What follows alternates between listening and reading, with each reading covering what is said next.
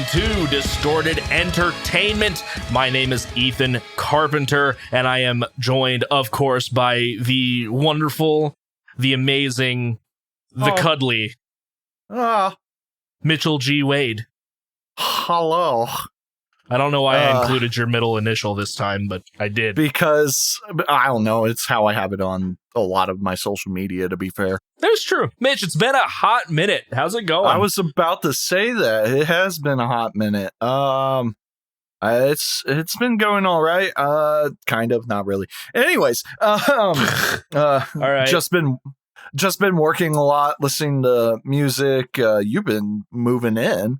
Not with me, just moving into somewhere. Yeah, I don't have to do that yet. Hopefully I don't. I moved into my very first of all, I'm clipping a little bit, so let me just turn down my stuff right here. I moved into to an apartment by myself for the very first time. So have you never lived on your own before? No, I've always lived with Jake, which is just my roommate for like 5 years. From State Farm? Yes, Jake from State Farm. Wow. And I lived with him for like 5 years, and around that time, and then by the time that the whole thing with Fleshbore happened, he's getting engaged. So it's like, I'm gonna go live with my fiance. I'm like, that's fair. I'm gonna move back into my parents' house. So right. I did that for about a year and a half. Gross. And I found a new place. It sucks because I had to keep Woody in one room, and it I didn't like doing that. A few weeks ago, maybe a month at this point, I started looking into this place, a town over. It's a little bit closer to work, not by much because it's literally 5 minutes from my old house. But it's upstairs. It's not connected to any other apartments. It's just above some businesses. So by the time I get home, usually I don't have to worry about noise, which is awesome. It's a 2-bed. So,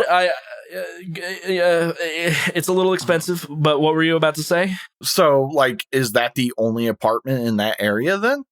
Yeah, there's no apartments anywhere close to me. It's I guess there is like another upstairs segment to another building that's like separated by a whole foot of air between like my window and the next wall, but that's just a storage area as far as I know. There's nobody living there. Yeah, so it's real nice. It's a little, like I said, it's a little expensive. It's about $750 a month. Cheaper than my place. Well, my last place was $720 for a 4-bed.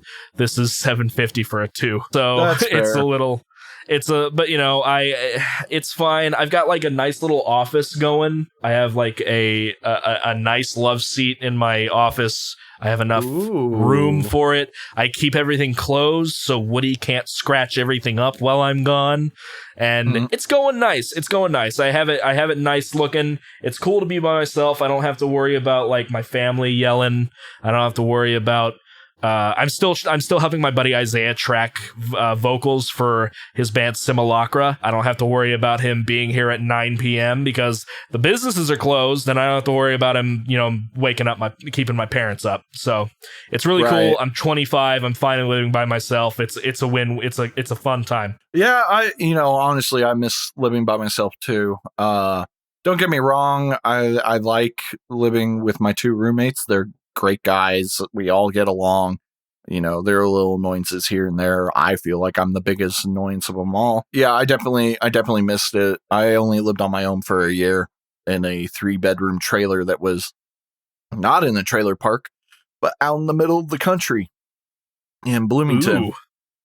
Yeah, no, like my view was amazing. My next door neighbors were cows. In my backyard was a cow farm. There's going to be cows outside. My backyard was the farm field after, a little bit of my property. And then the person that lived across from me, I couldn't really see any of his, area because trees. And he owned an emu. I think you've told me. I think you've told me about this before, very briefly. And like the landlord was, this old farmer guy and his wife. They were just super nice and super chill. I easily could have, if I was like an asshole, like dicked him out of a bunch of money and stuff, because there were many times where the farmer thought I had actually already paid him rent and stuff, or like paid him for gas. And I was like, oh, no, man. I keep track of all my finances. I do owe you this. And he'd be like, oh, well, thank you, Mitch. So it was cool. And he was super chill. And like my rent was like $600 a month. Oh, dang. Yeah. I mean, it sucked because it was nice because like the solidarity and the view and everything. And also I was making like $12 an hour. It did suck and I guess this is also a positive. There were no restaurants near me and no delivery at the time. It might be different now with DoorDash and everything, but like this was before I even really knew about DoorDash. Gotcha. So like no one would deliver out to me, but maybe that's a positive, honestly, because that required me to either go out and get the food if I wanted to not cook, or I just cooked mostly, versus now where I spend like fucking $5,000 a week eating. I feel that. I ordered my first meal to my apartment yesterday, and I discovered that my apartment, when you type it into a GPS, it takes you down the street to the fire department. So I had to. So the guy called me and like, no, I'm down the road a little bit more. So it's a fun time. So I do miss that, and I miss that place a lot. That was cool. Like I said, my landlord was cool about how I paid and everything. Like there was one point where like I owed him $600 because he had to get the propane refilled, and he was just like, well, how much can you pay me? And I was like, $100. And he's like, all right, just pay me for the next 6 months, $100. And I was like, cool. Awesome. Thanks. He would let me be late on bills if I needed to, as long as I was upfront about it. And everything. He was super chill. I love it though. He told me, because he met me through my father. And of course, my dad being a military guy, immediately like people that are older trust him and everything, because he looks respectable. The farmer guy was like, yeah, I normally would not rent this to somebody like you, just because piercings, tattoo, long hair, scary metal band shirt. But then he got to know me. He's like, wow, you're a really good kid, Mitch. You don't worship that Satan, boy. Well, I didn't say that. But he would not enter my place without me being there, even if I gave him like permission. And because he was like, well, it's your property. Like, I know I own it, but you live there and I don't want to invade your privacy at all. And I don't know. I thought that was really cool and respectable, because there were definitely places that don't give two shits about that. Oh, yeah, absolutely. I don't know. I've occasionally thought about getting my own place, especially since I make way more money than I used to. Right. I think I might mentally, health-wise, do better or way worse. Since part of my...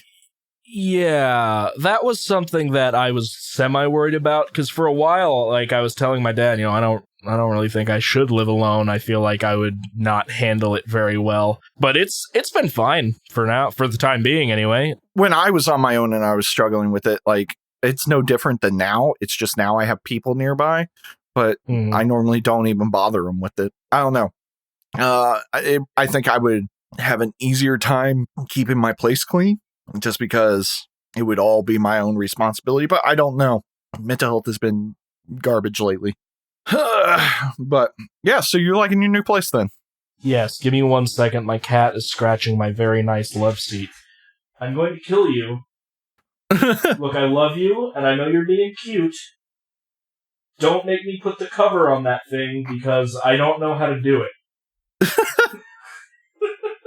Knock it off. I keep my office closed, so whenever I'm in here, he takes the opportunity to enjoy being in here.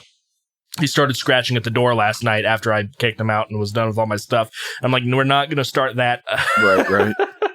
I'm also not at home anymore, so I can curse freely. But I didn't know that was an issue. Whenever I had to curse, like for, let's say, the Dying Fetus record title name or something like that, I always just like put a robot voice that says it instead. I'll probably still do that, because that's just kind of how I am. And it's kind of funny.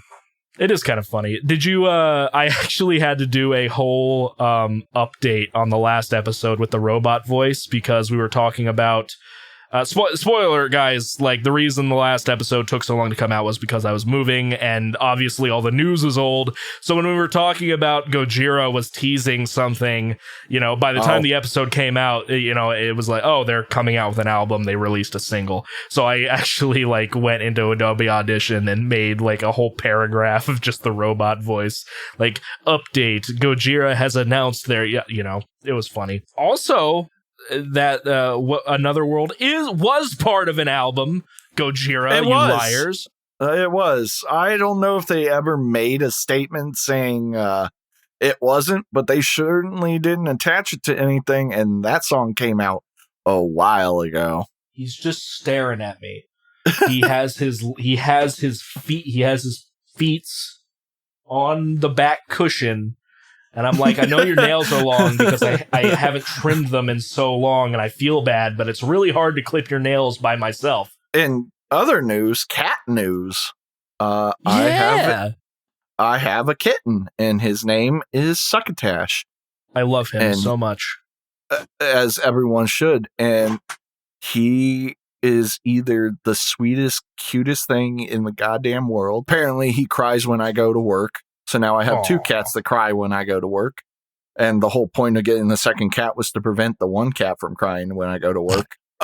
He will, I'll be laying on my bed or something, and all of a sudden I hear him meow, and he comes running up to me and headbutts my face and starts rubbing his face all over mine and starts purring. Incredibly loud. Incredibly loud for such a tiny little thing. And he's great, but also he only has 2 modes, and that's cute and cuddly and murder. And 9 times out of 10, he's in murder mode because he's only 3 months old. Him and Sabbath are finally getting along, though Sabbath getting along is him not hissing at the immediate sight of him and occasionally actually cuddling with him. But then the kitten ruins it by biting Sabbath. Aw. So Sabbath's sick of that shit. But otherwise, yeah, it's pretty cute. It's pretty good.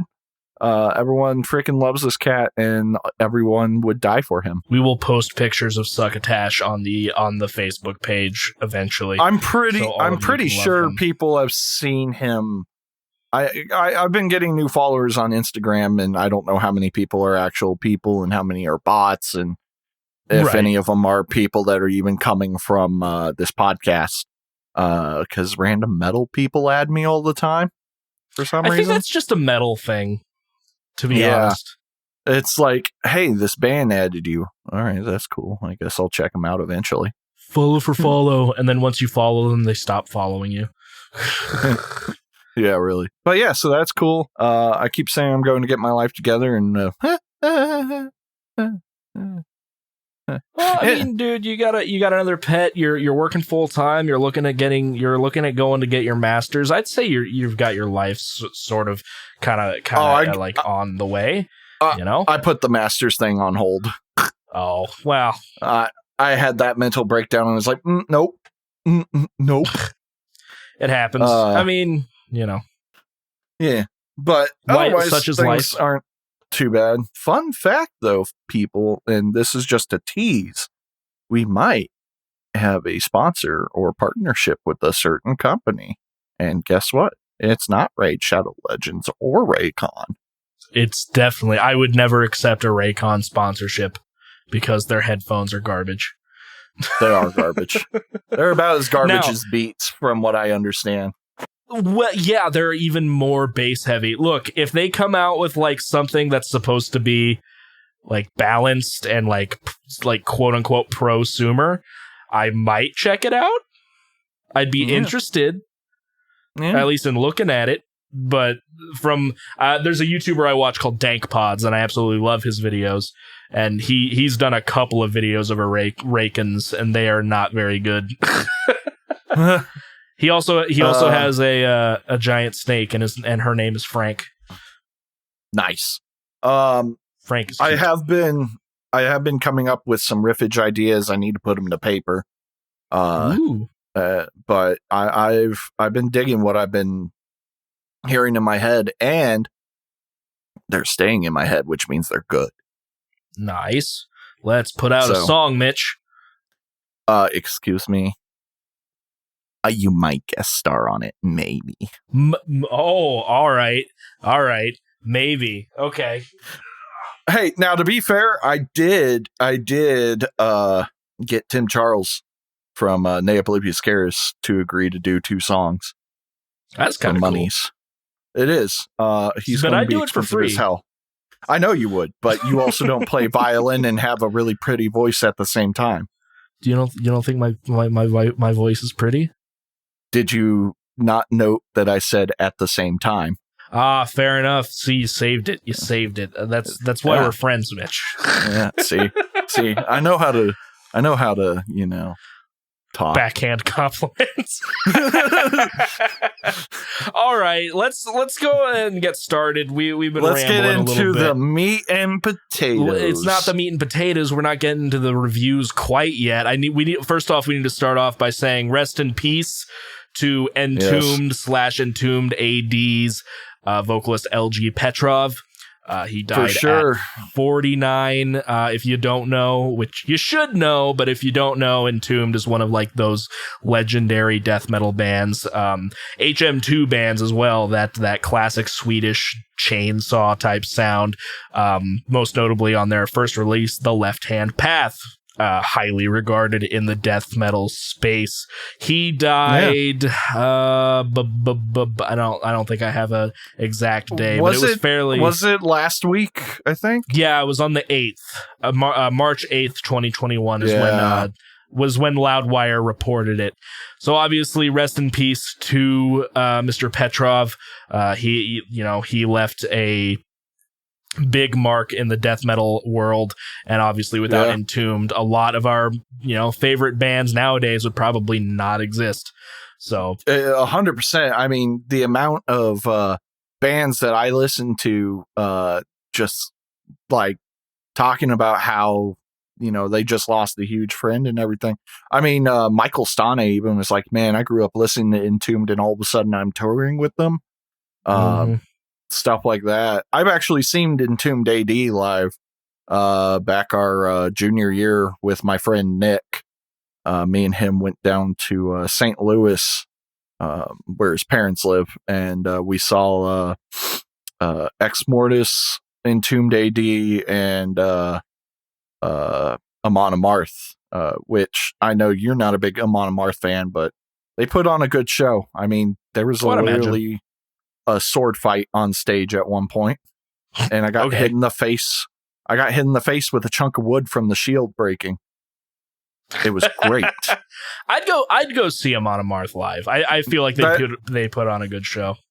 They put on a very good show. They're all into it. Johan Haig, of course, is just a wonderful man. Like, I love that guy. But Entombed did a really good show, and I actually got Chinese food with the drummer. So, oh, nice. Yeah, I didn't know who he was at the time. I didn't even recognize that he had a Swedish accent. He just like dropped a whole bunch of change in the restaurant, and it was just me, my friend Nick, and him in there. And I kind of feel bad. I was kind of just like, I don't know who this guy is, so I'm kind of being standoffish. But he was like super nice, and we started talking. He's like, "Oh, are you going to a show tonight?" And we're like, yeah, we're really excited. He's like, oh, who are you going to see? And we're like, oh, we mainly came from Amon Amarth, but we love the other two bands. He's like, oh, that's so awesome. It's like, except for that Entombed band. I hate them so much, especially their drummer. What a dick. Nah, that would have sucked. That would have sucked. I would have felt really bad. I kind of still feel bad just because I was like mildly standoffish because I was in a weird mood that day. But he was really cool. And he's like, "Oh, I'll see you at the show tonight." Your like, Swedish cool. It's really bad. Yes. So good. Well, we go to show tonight. Oh, I can't wait to go to IKEA. All right, no, we gotta put a plug in that. But what's interesting about the drummer, not to like, diverge from the importance of, the lead singer dying, but at least on one of his hands, he only has like 3 fingers. Really? I didn't know that. It looks like he was born that way. And so I actually watched him drumming, and he had to change up his technique entirely to do that. It was interesting to watch. Super cool guy. And so, yeah, hearing that news like brought memories back of that show because it was a good time, and Entombed AD was really good. Oh, great. The kid found something to eat on the floor. So yeah, rest in peace to Entombed's vocalist LG Petrov. It's a shame he died so early. Yeah, seriously. Moving on, a couple of just headline type stuff. I thought this was really interesting because I have no idea what it's going to sound like. George Corpse Grinder Fisher of Cannibal Corpse fame, he is the vocalist, is apparently guesting on an upcoming D. Snyder album. Yeah, that's just going to be really weird. So I guess the new record is called Leave a Scar.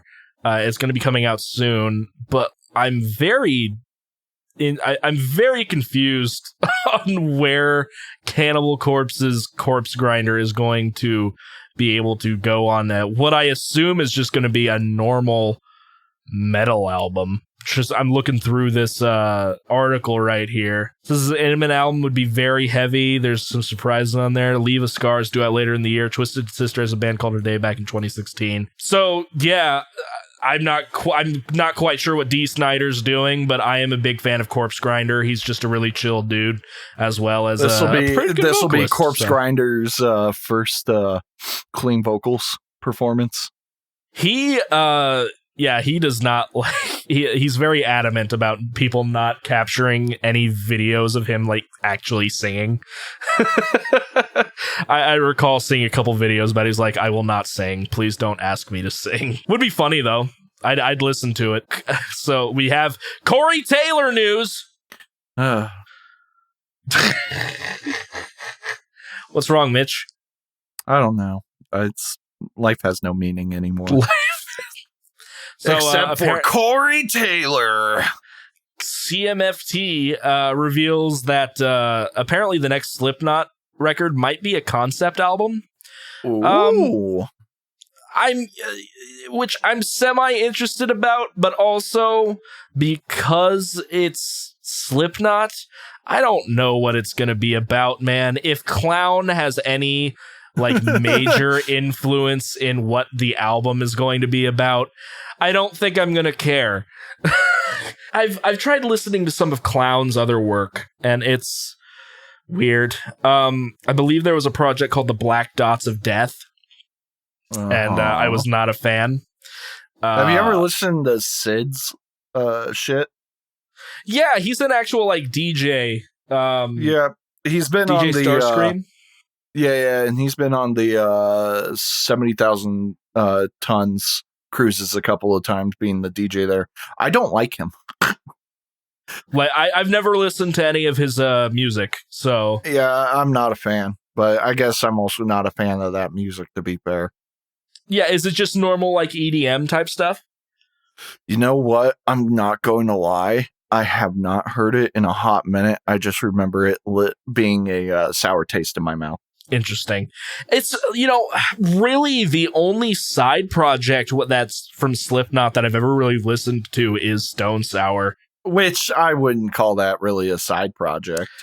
That's true. It's just that, 2 members from Slipknot are also in Stone Sour. I believe I may have... What's that? There's 2 members? I thought only Corey was the member. Well, Jim Root was in Stone Sour. Oh. But I did not Corey know that. fired him. Yeah. Recently. But yeah, Jim Root was an original member, I think. I've tried listening to the Murder Dolls before, which had Joey Jordison in it. And that's Joey Jordison and Wednesday 13, I believe, who was... I think Wednesday 13 is also affiliated with Rob Zombie, if I'm not... that brings up some... I'm glad you said that. That brought up something. Go ahead. Finish this and then we can talk about it. It's movie news. Oh, okay. Yeah, I've never really listened to a lot of the side projects, unless if you count like Anders as the original singer's like project since leaving Slipknot. I've listened to a little bit of Vice Grip Throttle and Painface and bands of that type, but nothing really small. When it comes to a new record, I'll always like check out a new Slipknot record. But I can't say that I've been super impressed by a full album ever since, ever, really, to be honest. All Hope Is Gone was out by the time I started getting into Slipknot, and All Hope Is Gone is okay. Point 5, The Gray Chapter was okay, and then We Are Not Your Kind was okay. So, I don't think Slipknot's ever going to blow my mind again. That's fair. That is to say, though, the song Nero Forte does slap. That's probably one of the best songs they've put out in many, many years. But go ahead with your movie news. Well, I'll do some music news first, and then I can switch over to that. Yes, Succotash, I feel you on my leg. Ice Nurse John Schaefer has been moved from the Indiana's Marion County Jail. For people that don't know, he's originally from Indiana. I found that out today. He did find out today, and so that's a thing. Where do you get moved to? DC. Oh, yeah, that makes sense. Just want to make sure signing order the guitarists that appear in DC. Oh, I forgot that Indianapolis has the FBI. It never sounds kind of right. That we have FBI here in Indianapolis. That's fair. Yeah, it sounds like DC if I'm reading this, or not even reading this, skimming this really correctly. So, the idiot got moved. Who knew? You can tell I'm a huge fan. Iced Earth. I feel so bad for Iced Earth. Just because of him. I'm sure the rest of the band was like, it's like a local band's singer getting a whole bunch of abuse allegations plugged towards him, except not a felony, or any band that was at Warped Tour at some point. It's like, why are you ruining this for us? Anything. Look, guys, if you are in a band, national, local, whatever, don't do stupid things because it's going to ruin the reputation of everybody else within your band. It's not a good idea. Or get your band on board. Or just either don't do it or get everyone to do it. It's one of two ways. You can be the next Trapped. All right. You could be. Actually, isn't Trapped really only the lead singer being a jerk? Or are they all jerks? There was a rumor that they kicked him out, but apparently that was fake. So I don't know. Apparently it was fake. Yeah. I don't know. My other music news, which I'm super excited for. At the Gates frontman is super excited about band's diverse new album. They're talking about it still being, mellow death metal, but apparently they have evolved their sound, which I don't know what that exactly means for them, but I'm down. The horizon style. They're going to go pop metal. Let's go. Look, man, I don't have a lot of things left to like in this world. Please don't do that to me. Yeah, but what if they did it and it was real good? Well, then I'd probably fucking like it now, wouldn't I? That's fair. Yeah.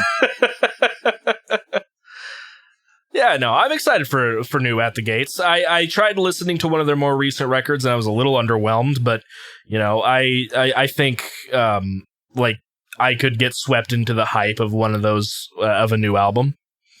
I feel like you really should give the two newest albums a chance again because I'm obsessed with them because they're good. Though I sometimes, at least At War with Reality, which was their return after 20 fucking years, I really love that album. It is very well written. I do think it's a little too long. But then again, they had 20 years to come up with new material. Mm-hmm. So, maybe that's why it's longer. Yeah, but like, it's not going to beat Slaughter of the Soul, so what's the point? Wow. Wow. I'm sure everyone had that attitude about Blackwater Park and From Mars to Sirius, but like Ghost Reveries and L'Enfant Sauvage and The Way of All Flesh, like... I'm trying to think where I put From Mars to Sirius versus the other records, because they're all like perfect. So yeah, they really are. Like, I'm like, I don't know. That's one reason that like Magma was such like, it's not that Magma's bad, it's just like you listen to the other three and you're like, oh, dude. I listened to a song off of that record for the first time the other day, and it was like, wait, people said this album isn't heavy? I think it was the song Prayers. Like, prayer. Yeah. Or Pray. I was like, or Pray, yeah, my bad. I was like, this song's pretty heavy. I don't know what people were talking about. There are heavy songs on there, and there are a lot of way lighter songs. So the album in general has a less heavy feel. Like it. I get what they're saying. I don't think it's a negative thing though, because I do like most of the songs on Magma. But it definitely doesn't, give me the same vibes as the other three that I really like. Well, so I mean, pause for just a second, because I don't know how either of us didn't bring this up. Like, what was your opinion on Born for One Thing? They released a new single. Oh, like, yeah. Were we not even going to discuss this? Yeah, I totally forgot. I liked it. It's giving off Magma vibes. It's like, yeah, this is heavy. Yeah, this is good. I want to see where the rest of the album goes. Because that's kind of how Magma was for me. Like, they released Stranded first, and I was like, oh, all right. And then they released Silvera, which was extremely like The Way of All Flesh. Ow! Fucking talons. So yeah, they released Silvera, which is like good old Way of All Flesh kind of chuggy, tremolo picking fast. Good Gojira. So it was like, all right, where is this album going? With what the two singles they released, it definitely giving off Magma vibes, which is not bad. I just am like, I know people were like, where's Mars to Sirius 2? I want more whales, man. So I'm not saying like I need From Mars to Sirius 2. I'm still underwhelmed by Another World. I think it's okay, but I actually really did enjoy Born for One Thing. It had pick scrapes. They brought back pick scrapes. They did bring back the most important thing, which was pick scrape. And the music video, they were able to afford clothes for Mario. So it was they've really stepped up. I love that meme. They've really stepped up their game. They were able to afford a shirt. And so not just a shirt, that was a hoodie. It was a hoodie. You're right. That's like double the price. No, I really liked Born for One Thing, and it's also my very first. I guess Another World would be my very first new Gojira track after becoming a big fan. But I think I kind of consider Born for One Thing that first one, and I think it's really good. I'm excited. The record comes out this month, doesn't it? April. Okay, so I was a little off. Oh, and I pre-ordered that thing like immediately. Like it didn't even. I could have like not liked that single, and I would have been like, oh, I still got to buy it. Man, because I have Spotify, I never even think about pre-ordering albums. But now that you mention it, I might do that. I didn't even think about pre-ordering Death Atlas when it got announced. I was just like, all right, cool. I'm so excited. Can't wait for it to be on Spotify. Yeah, I can't, I eventually I'm going to start buying albums again. I'd really, now that I'm at my own place, I'd actually like to maybe start getting into records. Oh, God. Maybe. I don't know. Possibly. Oh, who knows? I see you don't like money. I don't like money. I spend all of my money on everything. Plugins. I can't plugins. Yeah, you got me. When that stimmy hits, I'm gonna be paying off my Sweetwater card just so I can rack it back up again. I'm actually saving up for a new car. Surprisingly, yeah. I am almost done paying mine off. Nice. I'm going to get like 10 grand saved up, and then I'm feeling the latest models of Honda Accord. Honestly, I've done a lot of reviews, and I'm definitely a 4-door sedan kind of guy because I like long road trips, and cars are kind of the best way. I don't like SUVs, so continue. No. I was going to say you could save up for that Tesla truck. Ah, yes, looks like the 1998 Warthog. I love that meme. My favorite one is somebody just putting Cyberpunk 2077 underneath it. Yeah, I can get down with that. Anyway, what other news did you have? In terms of music, that's pretty much it. I'm stoked about things. I've listened to a couple of things. Like I got through that entire oh god, what is it called? Cosmic Cornucopia, I think is what it is. Oh, cool. Yeah. I thought you were really trying for like Murder Construct. I'm like, I don't think you need to tell people that you listened to the album for the day. I did listen to that. We've had like a month, and I did give it a solid 2 listens. I am kidding.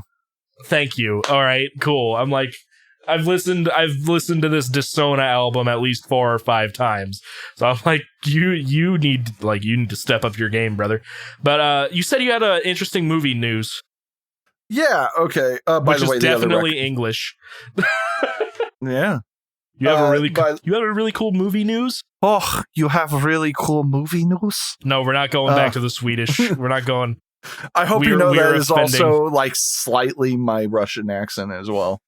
That is a horrible Russian accent. I feel like you're slipping more into like an Asian accent when you're doing that. Whoa. But if I do that, then things might start being problems. Oh no. Duh. Blame the Russian hacker on YouTube who just tests products. That's kind thing? of like his. Yes. Yeah. The guy's called like Crazy Russian Hacker, and he just tests like different gadgets. These crazy Russians are hacking my smart sex devices, which is actually an article I had pulled up. But movie news, right? Quickly, I also listened to the new Soen record. Solid. All right, moving on. Rob Zombie is apparently heavily attached to the new Monsters movie coming out. I saw something about that, and I am not excited in the slightest. I have no clue what that even is going to entail. You do know what the Monsters is, right? I do know what the Monsters is. That's why I'm just making sure. I don't see him ever doing like a happy feel good movie. I mean, here's the thing. That's the whole point of the Monsters. So, like, when Rob Zombie was like, I'm going to remake Halloween, I'm like, all right, you're not going to make a happy Halloween movie, obviously. I'm making the murder clown movies. So, like, I don't know. Maybe it will be feel good. Maybe he's wanting to, like, change up his style a little bit. Either that, or we're going to, like, Sherry Moon Zombie's going to play the mom, isn't she? Sherry Moon Zombie's going to be in the movie, and she's going to be like the main female monster. Yeah. Yep. That's how it's going to be. Sherry Moon Zombie can't act. But, I mean, they didn't say he was directing it. They just said he's a part of it. Oh, maybe he's just doing the music. It might just be the music. Maybe he's like got some producer director. Maybe he's in it. I don't know why. Who knows? I could maybe see that. I don't know. I'm personally not a Rob Zombie movie fan. I've heard the Halloween remakes were good. The first one is decent. The second one is hot trash. I've heard that The Devil's Rejects is a good movie, but I didn't like it. It's the sequel to House of a Thousand Corpses, and I do not like House of a Thousand Corpses at all. Yeah, I absolutely hated that movie. Yeah, a buddy of mine was like, "This is a great movie, man. You gotta watch. You gotta watch. You gotta watch it." I went over to his house. I watched him. Like, I feel my brain cells dying. Like, Yeah. I'm getting actively dumber watching this. Like I came in halfway at my friend's house, and I was like, "What the fuck is this garbage?" Dr. Satan. You know, not a fan. I also just don't like slasher films, to be fair, but still. I don't know if I'd call House of a Thousand Corpses a slasher movie. It's an exploitation film, kind of through and through. Now, like I said, I have heard The Devil's Rejects is good, but my problem with Rob Zombie movies, man, and maybe it's a weird thing to complain about as like a metalhead and like somewhat of a horror movie fan, they're just so mean-spirited. Like, yeah, they are. Which, it sounds weird, but it's like, you can have a rough, disturbing movie, and one of the closest things I can kind of like bring it to is I watched the Texas Chainsaw remake, the one that was released in 2003, and Ernie, I forget his name. He played the sergeant in Full Metal Jacket. He's in that movie. Guy. Yeah, he's in that movie as a sheriff, and it's just it's disturbing and it works, but it is so heavy and mean-spirited that I'm like, I can't see myself rewatching this movie. It's too rough to sit through. Right. Did you ever go ahead. Did you ever watch the one movie that had Zac Efron and James Hetfield in it, and it was about like Ted Bundy? I have not seen that. I've heard it's okay. I'm just curious because of James Hetfield. He apparently just had one small Zac Efron, Ted Bundy. It's called Extremely Wicked, Shockingly Evil, and Vile. That's right. Apparently it's not great, but apparently James Hetfield's part in it is very minor. Okay. He plays a sheriff, I think. I think that's all he does. But I feel like I'd watch that at some point. I did watch the Ted Bundy tapes, the documentary that came out pretty much alongside it, and that was really interesting and probably cool. Disturbing as hell. It was creepy, but it wasn't as disturbing. I mean, I didn't really know much about Ted Bundy beforehand, and I think it does a really good job at like explaining Ted Bundy here and there. Okay. Good documentary. If you like that, go ahead and watch it. Yeah. Speaking of metal movies, there is a metal movie that I really, really want to watch. Mm-hmm. It's Taiwanese. And it's about like a Taiwanese metal band trying to get to a show, I believe, or something along those lines. But it has the entire cast of Thonic in it, which is, for people that don't know, is basically they get called the Black Sabbath of Taiwan. They don't sound like Black Sabbath. It's just this band's really well known, and kind of like the head runner of metal in Taiwan. And also the lead singer is part of the legislative branch of Taiwan. So that's interesting. But they're one of my favorite bands. You'll eventually listen to them at some point, probably. They star in it, and Randy Blythe also stars in it. Okay. Because Randy Blythe and Thonic are like really good friends. He's guest starred on their last album, I believe. Interesting. So, I really want to see that movie, but I can never remember what it is, and it's kind of hard to find because it's Taiwanese. Yeah, that's when it comes to foreign films, it can be a little rough. I know there's a bunch of foreign films that are like, this is really good, you should watch it, but I have to be in a mood to like read through a movie. Even as much as I like Godzilla movies nowadays, like I don't want to read, and I can't sit through the dubs. They're too silly. So I'm just kind of screwed. I don't know. There are some foreign films I want to watch, like Let the Right One In is apparently really good. I still need to see Parasite. I've heard Parasite's super good. That's what I've heard. That one, I believe you can actually get on Netflix, I think. Netflix. I love how I will still watch this movie, but the Taiwanese movie, which I think is called Xiong, spelled Tshiong, it only got a 4.3 out of 10 on IMDb. I'll still fucking watch it just because Randy Blythe and Thonic's in it. I watched The New Wrong Turn last week. I don't know that one. Have you ever heard of the movies Wrong Turn? But no. Interesting. It's a very it's a long running series that's mostly garbage. The first one came out in 2003. It's about incest cannibals. It's regarded to be an okay film. All of the sequels actually, are that does sound familiar. Yeah, it's people get lost in the woods and then they start getting killed by inbred cannibals. All of the other movies are The schlock. Force. I love that game. Yeah, it's schlock. The sixth movie is basically a porn.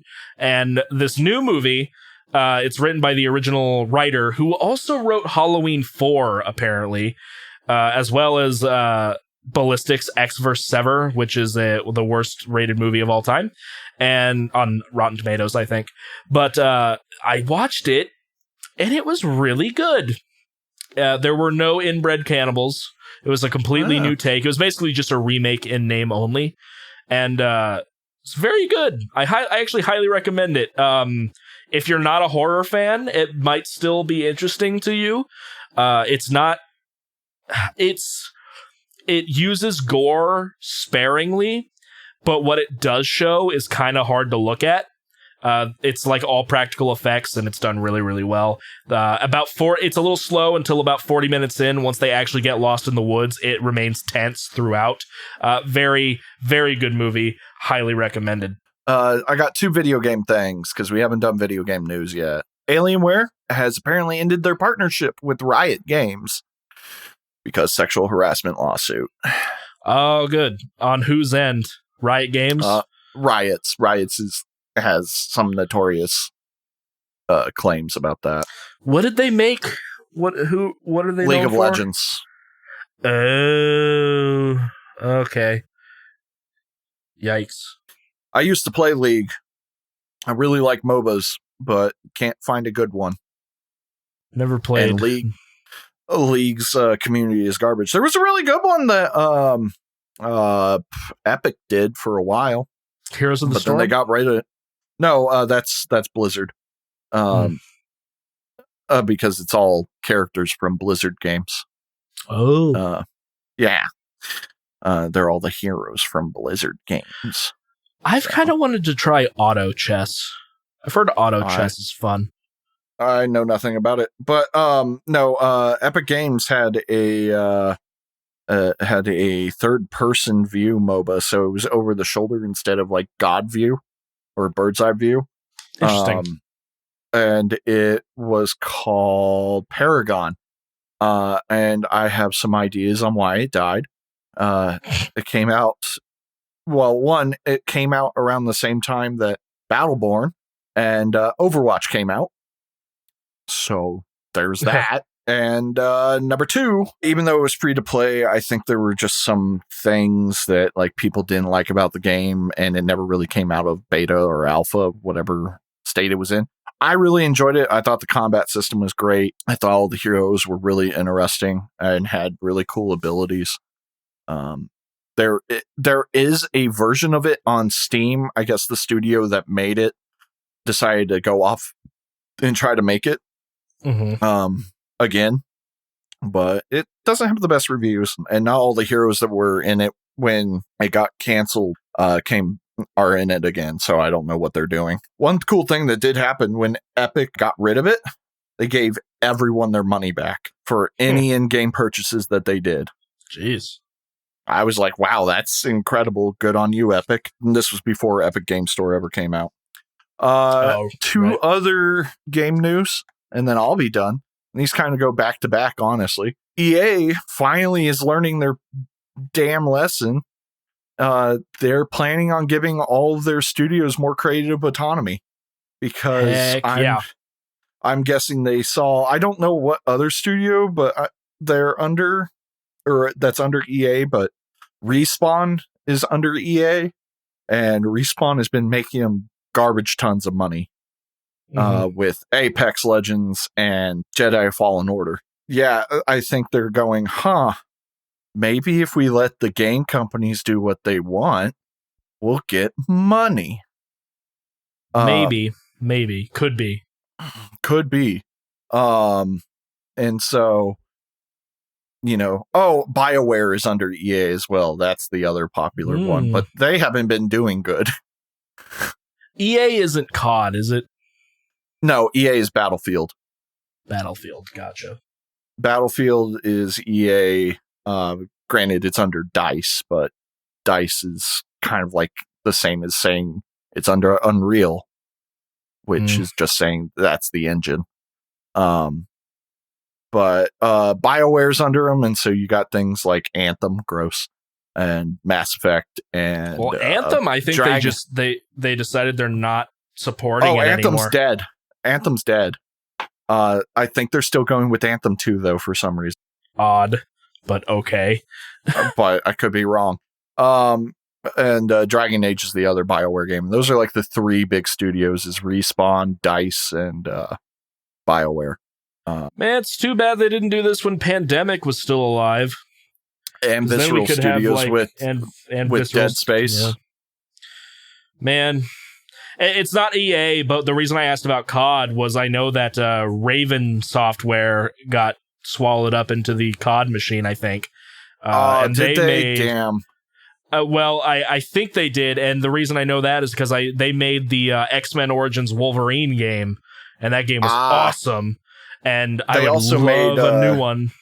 They also made Quake 4, which ended on a cliffhanger. And Quake 4 came out when I was like in elementary school. Wait, you said Visceral? They did Dead Space. I think they also did the Punisher game. And they did. That game was so good. I want another one. They're like most famous for their Dead Space though. Yeah. Which the director of Dead Space is working on a new game that is basically, from what I can tell, is similar to how Back 4 Blood is not Left 4 Dead 3, but is. It's called I've heard of that. Calypso Protocol.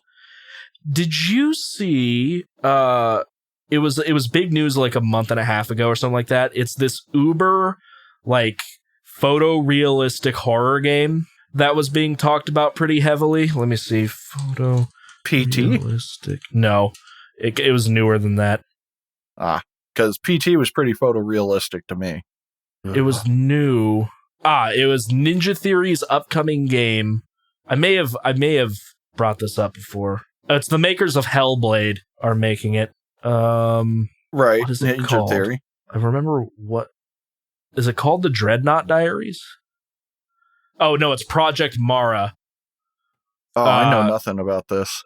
It looks like the trailer was super creepy. I don't know, it just popped into my head, so that's why I was thinking of it. The news story was back in January though, so it's a bit old. Gotcha. So on top of EA giving studios more autonomy, Titanfall 3 is looking like a thing. Like, there's been a bunch of people that are going, hey, Titanfall 3 is actually going to happen. Which Titanfall deserves so much love because EA fucked it over. It came out, Titanfall 2, like Titanfall 1 was fine. It got hyped. It didn't deliver all what people wanted, but it was still, I think, a good multiplayer experience. Right. Titanfall 2 had an amazing campaign that's arguably one of the best first-person shooter campaigns in a long time. And the gameplay mechanics were great. Multiplayer was super fun. And even cooler, all DLC for Titanfall 2 was free. All of it. Any new weapons, any new Titans, any new maps, you just got it if you owned the original Titanfall 2. There were in-game purchases, but they were all cosmetics. And they were, you pay actual cash. You don't like buy, gold coins in game and then you use the gold coins to purchase. It was like, you want this set of skins, it's $4. You want this death kill animation for your Titan, $2. But the reason Titanfall 2 kind of got shit on, not in terms of reviews, it got outstanding reviews. It was like a 9 out of 10 game for most reviewers. They released it in between the new Call of Duty at the time and Battlefield 1. Why would you do that? That is horrible timing. And what's even worse is EA makes Battlefield 1. So, like, what are you doing? You knew what you were doing. And my theory has always been that they were trying to burn the studio because shortly after that, sales didn't meet. They bought Respawn. That's my theory behind it. But who knows? It doesn't matter because Respawn's been doing amazing. I think that's it in terms of, for me, for video game news. There's a new Teenage Mutant Ninja Turtles game based off the original 80s cartoon. And it looks cool, but what's really cool is Faith No More, Mr. Bungle, Tomahawk singer, and vocal god Mike Patton is singing the theme song.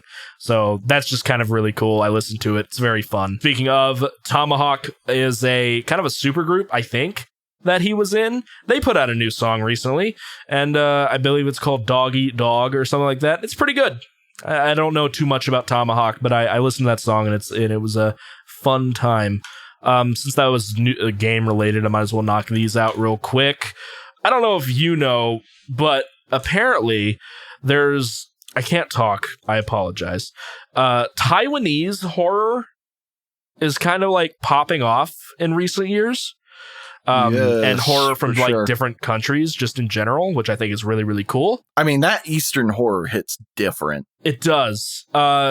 What's the studio? The studio, Red Candle Games, and I haven't heard of this one that I'm going to talk about now, but their previous game called Detention, I have heard about. They talked about it on the Chilluminati podcast, and I kind of wanted to play it. It was interesting, but they released a game in 2019, February, called Devotion, and it basically got taken down. It had a controversial depiction of the Chinese president, whose name I'm not going to try to pronounce. And they basically got review bombed until they had to take it down. But the game is now back up.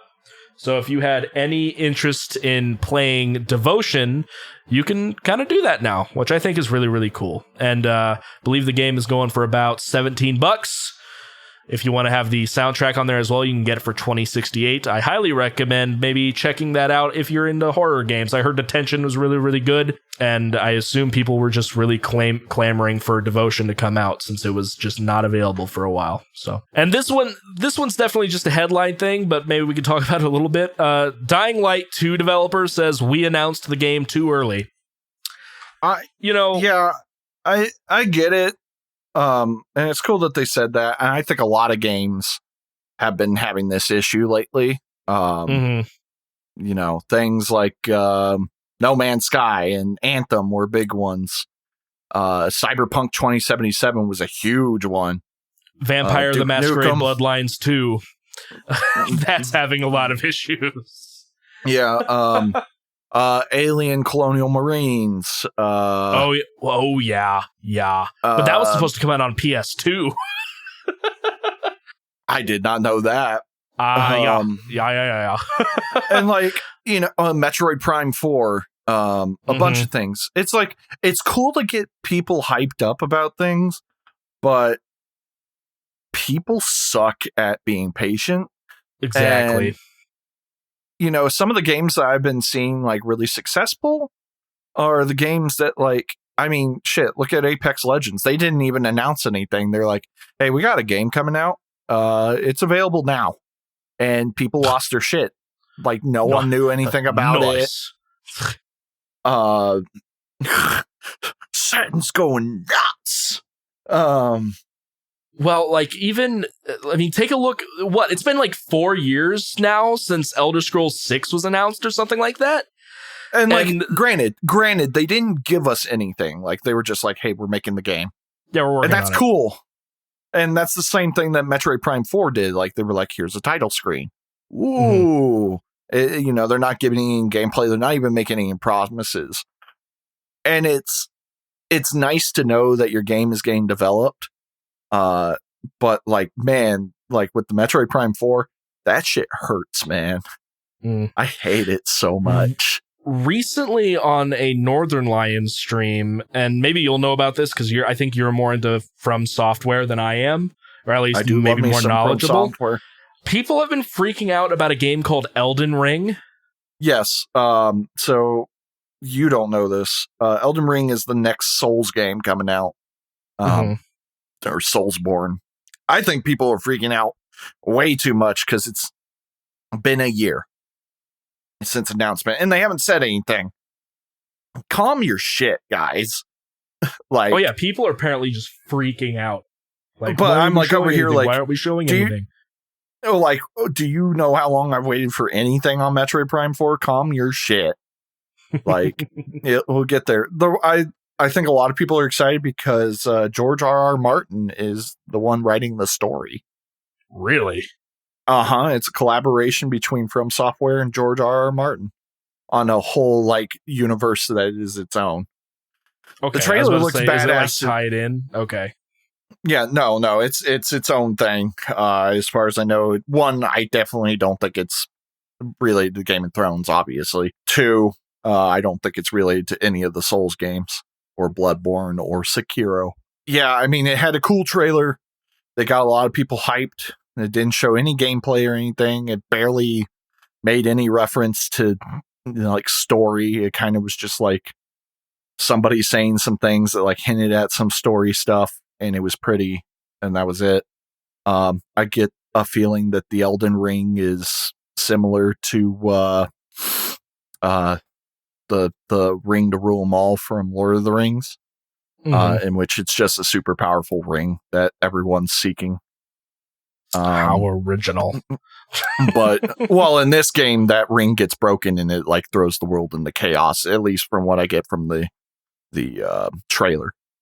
Gotcha. Something like that, which is kind of how a lot of Bloodborne, Souls games, Sekiro kind of goes. Like, something gets messed with the natural world, or like something's falling apart, and then it's your job to fix it. Right. Like Dark Souls, it's all about rekindling the fire to bring about... Spoilers, my dude. Oh, wow. It's not like that's explained in the first 2 minutes. Eventually, I'm going to play Dark Souls, and it's going to be streamed, and I'm going to hate my life. You know, I think a lot of people, like, don't get me wrong, Dark Souls is hard, but I think this is what makes Dark Souls attractive. It's one of those games where once it clicks, it feels good. Like Sekiro was horrifyingly hard because in this game, your blocking mechanic is like a huge part of the gameplay. Like Bloodborne, you could go throughout the entire game without blocking. There's not even really anything to block with because you're secondary. You have to parry with a gun. You don't have to. You can never parry if you want. It's a mechanic that helps. You'll do a lot of damage if you do that.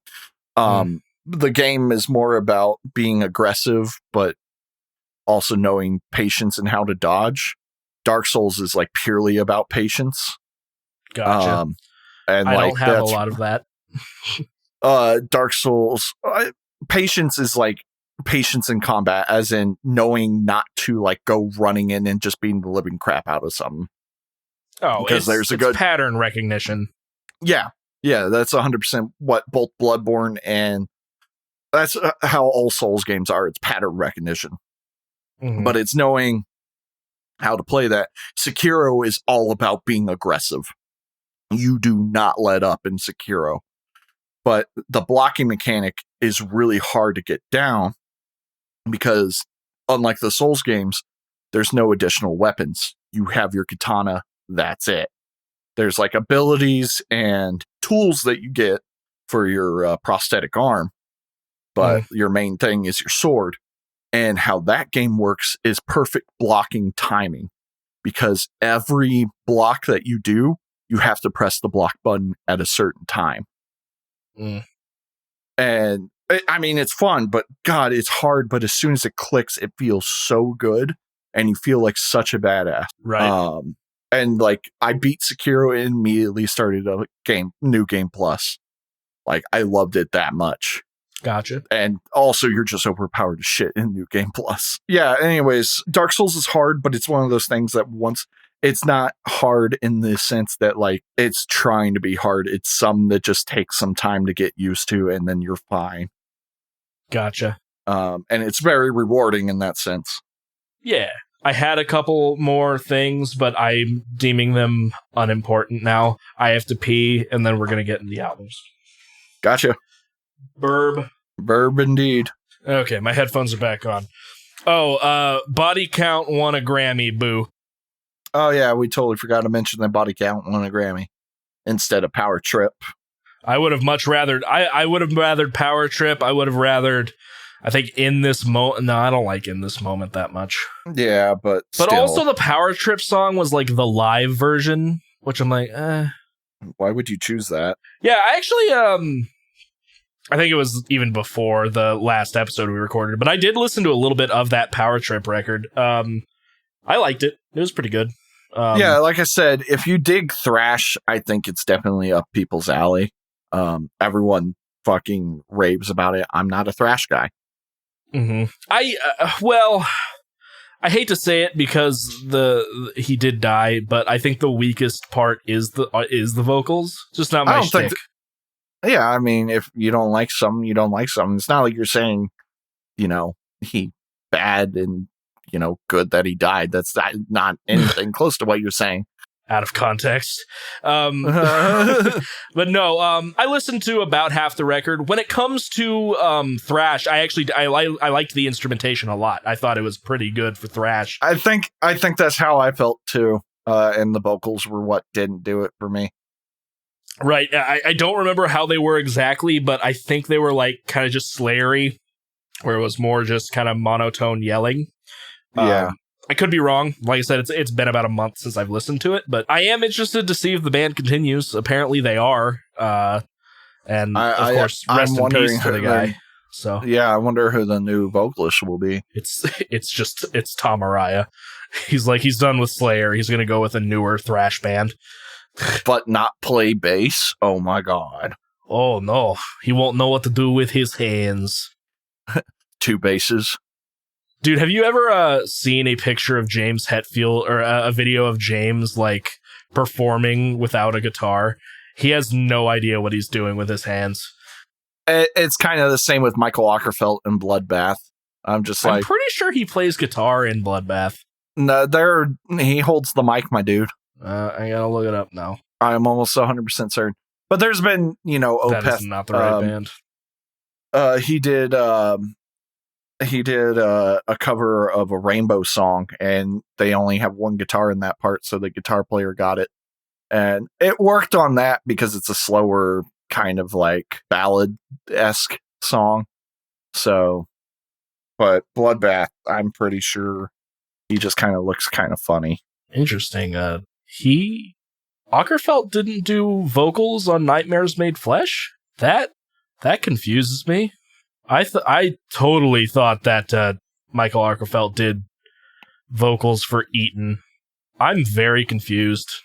Because he might have just... Was he just live vocals by chance?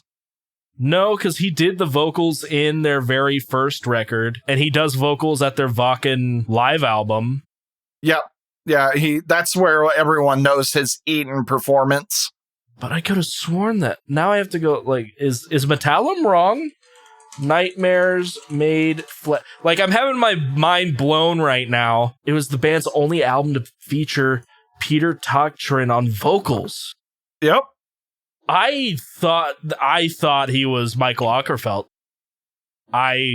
What other bands has this guy been in? Because now I need to go listen to them. Hypocrisy. I do know of Hypocrisy. And Pain. My entire world. Oh, and this guy is also the co-founder of the Abyss Recording Studio, which is co-founded by Lindman.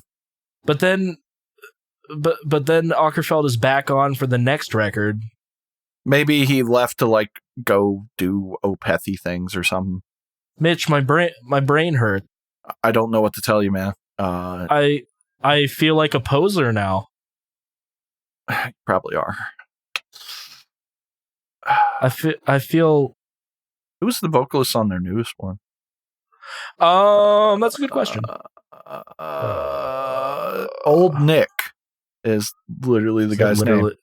I don't like that at all. Old Nick. Old Nick. Oh, he's the vocalist from Paradise Lost. Oh, I've heard of them.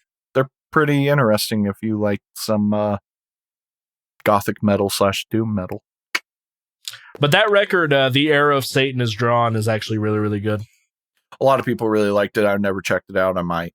Maybe you will at some point without... Maybe I will. I'm just so confused. I could have sworn Michael was on Nightmares Made Flesh. My entire life is just dead now. I have to go post that I'm a poser on Facebook. Anyway, let's actually get into the meat and potatoes. He said it. Mitchell gave me a band out of... Oh, I thought it was just Chicago, but I guess they're from a few different places. New Lenox, Mokina. Is that all in Illinois? Anyway, I'm just going to say they're from Chicago, Illinois. They're a progressive metal band known as Dissona. They were originally known as The Vision from 2005 to 2009, but they are now known as Dissona. They have 3 albums. He gave me their most recent, released in 2016, called Paleopneumatic. It is a 10-song album lasting about an hour and 1 minute. Paleopneumatic is a weird album. Yeah. It's very strange. It has I gave you a warning when you did. I was like, this might be a lot. It is the same feeling I get with showing people Devin Townsend and not just a single song by Devin Townsend. Because there's a lot to digest. I will say I did not get near as much enjoyment out of this as I do a Devin Townsend record. However, my very first time listening through, I was just bombarded with so many like genre changes in the middle of songs. I was listening to it at work, and one of my coworkers walked in. It was like, "Are you okay?" Because I actually said out loud, "Mitch, what is this?" I was like, "What am I listening to?" I tried to figure out a good way to describe this band. I mean, prog is the best way, but I'm like, this is like this. I don't know if all of their albums are like this, but this for me. I was like, this is Knights of the Round Table Camelot metal. It's so weird, and I only say that because they have many different breaks that sounds like it belongs in like a Camelot movie. Just the way that the instrumentation, or maybe it's the key, or just the way it's going. It has this like regal feel with the vocals at times. And by the way, Mitch, you can never complain to me about power metal being hammy after giving me this record. You cannot do it. You can't do it. Oh, dude. Where is my control? Yeah, I never complain about hammy. I don't remember complaining about hammy. You're like, I can't have an album full of ham. It's bad for your heart. Like, this album has some ham, That does sound like me. This is some ham, dude. I have a couple of notes about the record. Ultimately, my first few times listening through, I was just like, what is this? I struggled. And there were always like something else that popped in my head. I was like, I don't consider this an album of like songs. I kind of consider this an album of like moments. Because each song, it's interesting. I do have like an explanation. Because every song, for example, the opening, this is a track called Another Sky. It's about 9 minutes long or so. It has a couple of different movements, much like, movements may not be the best word, but segments, kind of like Ne Obliviscaris, where it's like sections feel like it should be a different song. One of my favorite moments in the record is actually in this song. It's about 3:10. It's right before the transition into the more electronic feel, with the last word before the transition being, underground. I really love that part. That is that verse. That whole verse before the transition, it makes me feel like super like powerful, and makes me want to like flex. I'm like, this is awesome. But then you get into some more electronic sounding music, all the way up to an EDM dubstep breakdown with harsh vocals. I'm like, I don't like this. But I liked the thing before. I just don't like this section. And then when it goes to another one, I'm like, all right, this isn't bad. That's kind of like what I'm feeling. Like, I don't have a single. So I don't think there's a single song that I actually like all the way through, but there are definitely moments here and there that I do enjoy a lot. Another one being, I like basically the first half of Totality a lot. The intro is a really interesting mood setter, mostly with sound effects until the music actually kicks in. And then my favorite part of the song is I have it written down. The transition is at 3:33 to be exact. It has another one of those Knights of the Round Table sounding segment with the clean singing that I enjoy a lot. It's just, this album is so weird. It's so strange. Like, when I'm thinking of like weird albums that I could give you, I'm thinking of like Primus or Mr. Bungle or things like that. This makes those look like straight up like load and reload simple when it comes to music. I'm like, this is just an odd sensation. I have no idea how to feel about it at any given time. They're all talented. The music writing is good for what it is, but I feel like they went into the studio and whoever was like producing the album never said no. They're like, why don't we do this? Sure.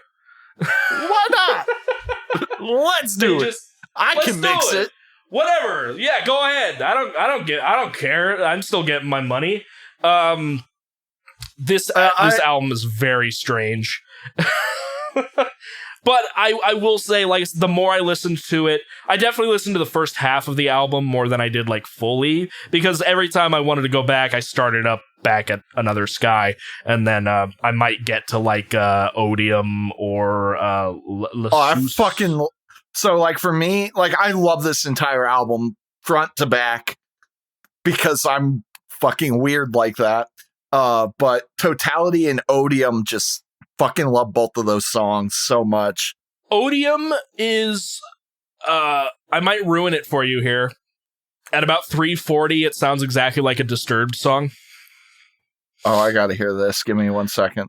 I believe that I have the timing right, but it starts having like that kind of weird sitar sound that Disturbed uses on occasion, especially once you go into the like the digital cutting of the vocals. But the riff is kind of Disturbed-y too, in my opinion. When I was listening to it, I hearted that track. I'm like, because I wanted to make a note of that. It's like this, it suddenly like sounds like Disturbed. It's really weird. It's definitely more complex than anything Disturbed would ever come up with. That's true, but it still has that tone. Yeah, I'll give it that. And it doesn't stay doing that, obviously. This is a prog band, after all. I will say, something I don't like about Odium is the ride. That very particular, that in the beginning, like that's in your right ear. It's weird because I usually love rides and stuff like that when it comes to drumming, but it kind of really pokes out, which I'm sure is intentional, but for some reason I'm just not a fan of how it sounds. So that could just be me. You were hearing that in your right ear? What's that? You were hearing that in your right ear? I think so. I'm getting it in my left. I may have had my headphones on backwards when I was re-listening to it. But either way. Oh, no, I'm sorry. I was confusing a different symbol. Yeah, I hear it in my right. You're right. Yeah. And it also just I don't know symbol names well. No, that's okay. I think that's the ride. But it also sounds it sounds too clean, if you kind of know what I mean. So, like, it sounds like they, like, went in and manually cut out some of the ringing in between each hit. They probably didn't. Maybe the drummer's just really, really good, and that's how it was recorded. But that's just my opinion. Overall, this record is really, really strange. I do recommend it if you want just to be blown away by, like, just a very odd experience. This is for those people that say they listen to all kinds of music.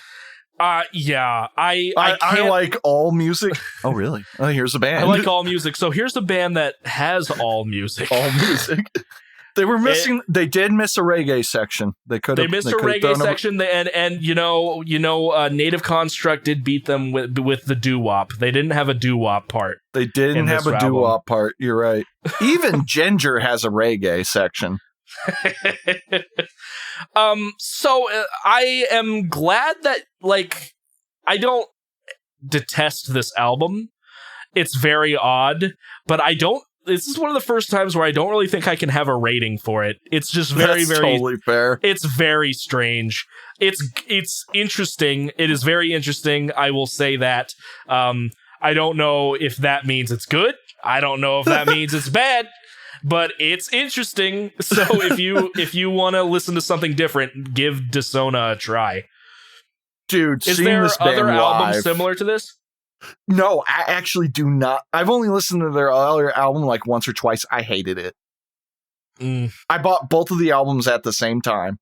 So how I discovered this band was Persephone, which is a band from Angola.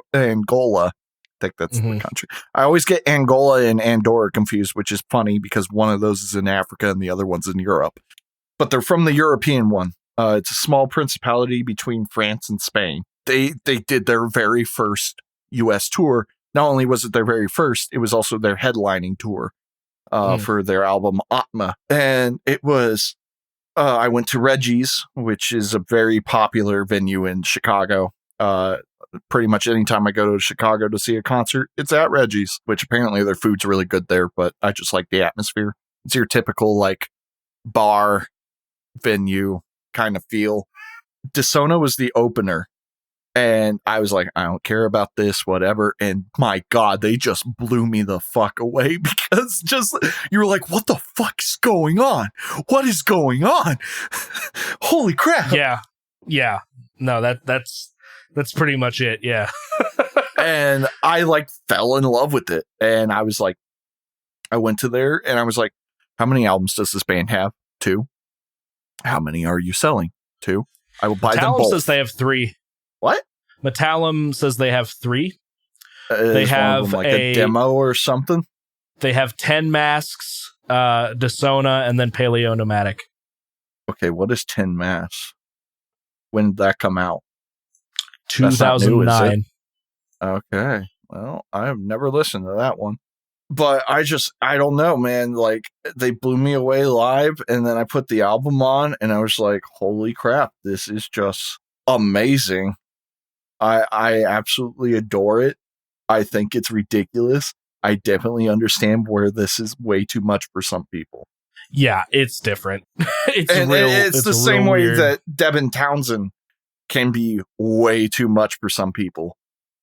I mean, Devin Townsend somehow was able to incorporate a steel drum into a death metal song. Not death metal, but a heavy metal song.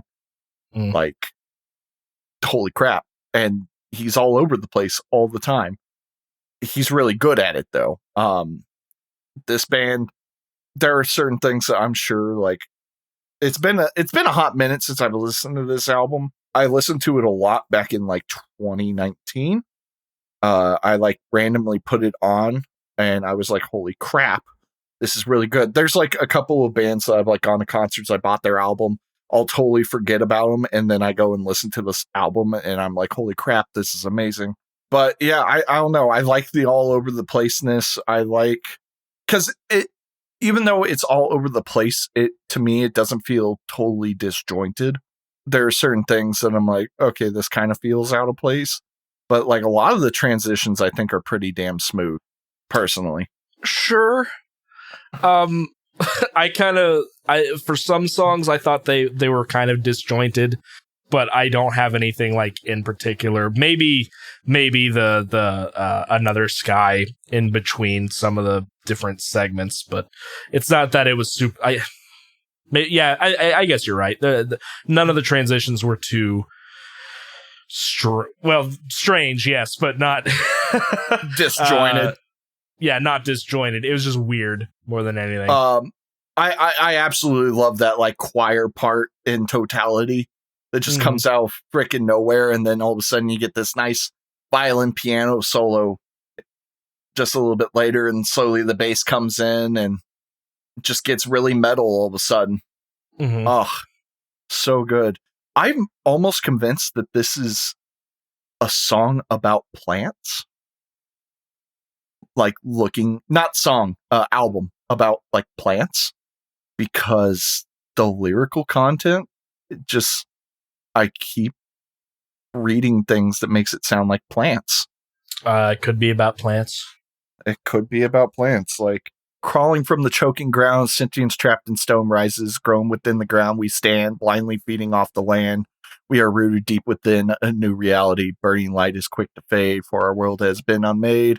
There is nowhere left to grow outside of our dreams. I think there's another song that like also just like everything in it just kind of reminds me of plants being like growing and moving around and like spreading their. But yeah, I mean, I'm glad that you at least found it interesting. It would have been really hard to. I would have been like really surprised to be like, this album was boring as shit, dude. I cannot say that it's boring. I just wasn't sure if I for the first few listens, I'm like, I can't tell if I hate this or not. Yeah.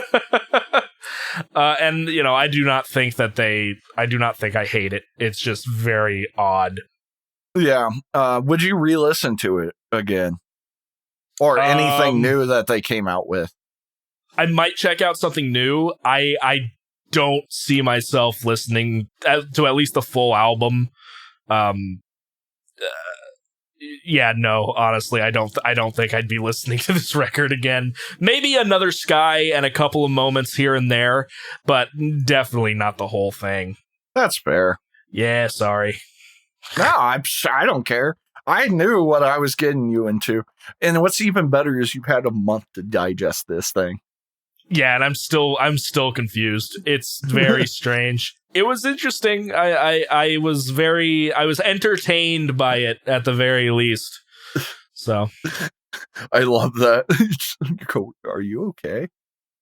Yeah, is you all right? It was like, what am I listening to?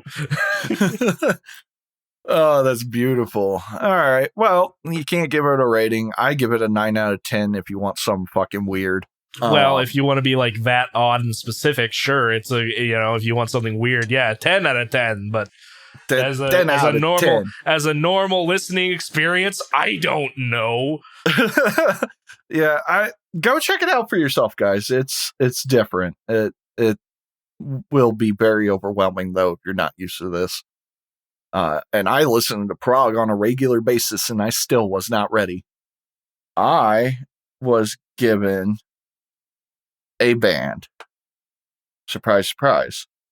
One of these days, I'm not going to give you. It's like, listen to this 8-hour album of like fan noise. Let me know what you think. Oh, hi, Succotash. Oh, you're not being murdery. That's nice. Woody was getting the zoomies earlier. I had to glare at him and he ran away.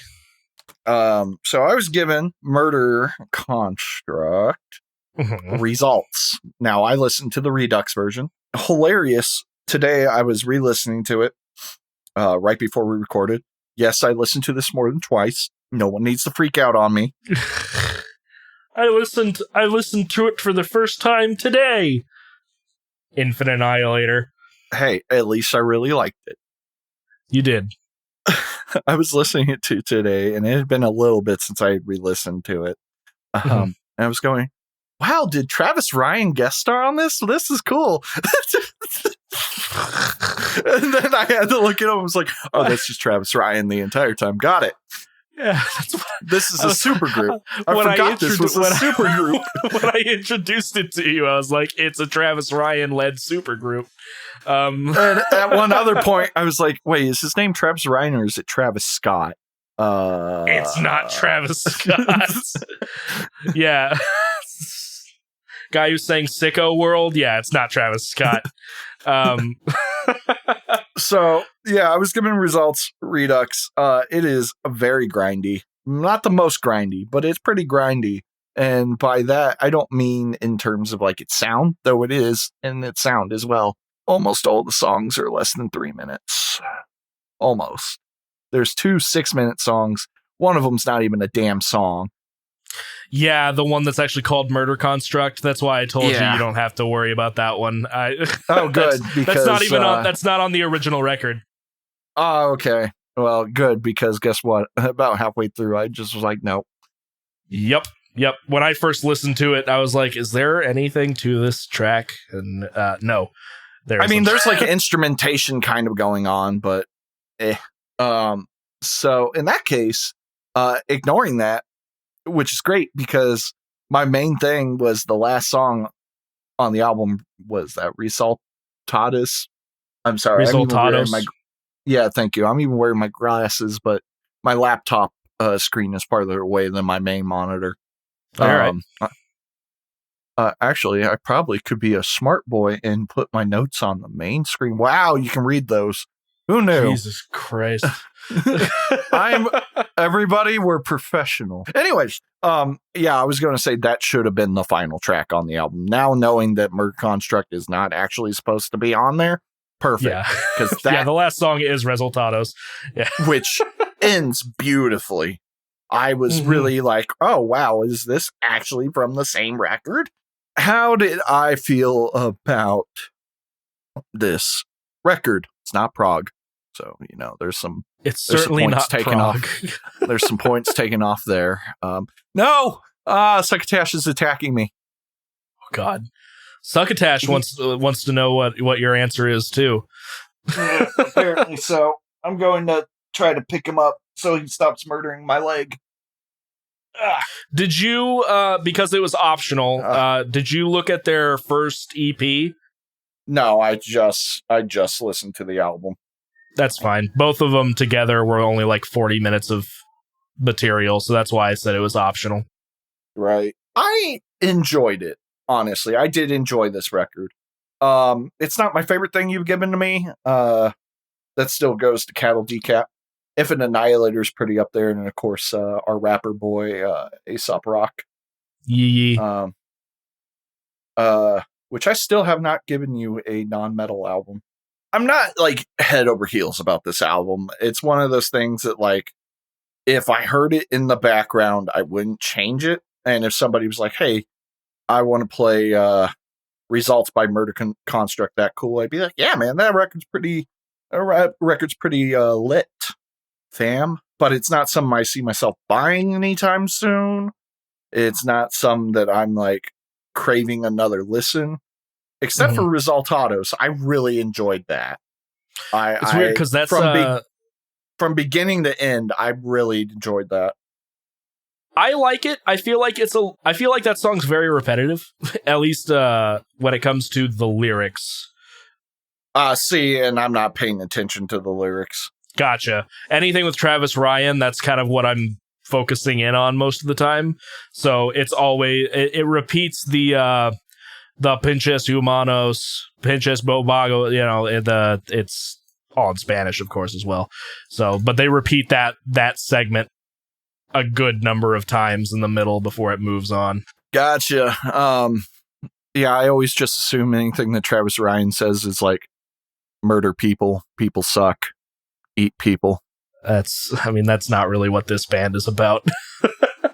Look, man, I just you can look at lyrics, right? I mean, to be fair, I haven't looked at lyrics on the last few records either. So, I mean, you didn't know Dissona was about plants, man. Like, I thought it was about Camelot, so it's fine. And I mean, I definitely know you didn't look up Ulcerate lyrics. Nope, not in the slightest. I was not compelled. But yeah, I mean, I've never been big on grindcore because I just feel like you can't do much in 2 minutes when it comes to music. Not saying you can't, like you totally can. It just, I'm listening to these songs. Now, some of them I will say carry over to the next one. So that kind of helps in that sense. I don't really have any complaints. grindcore is not my thing. It never has been. In terms of grindcore, this is definitely feels like digest grindcore, if that makes sense.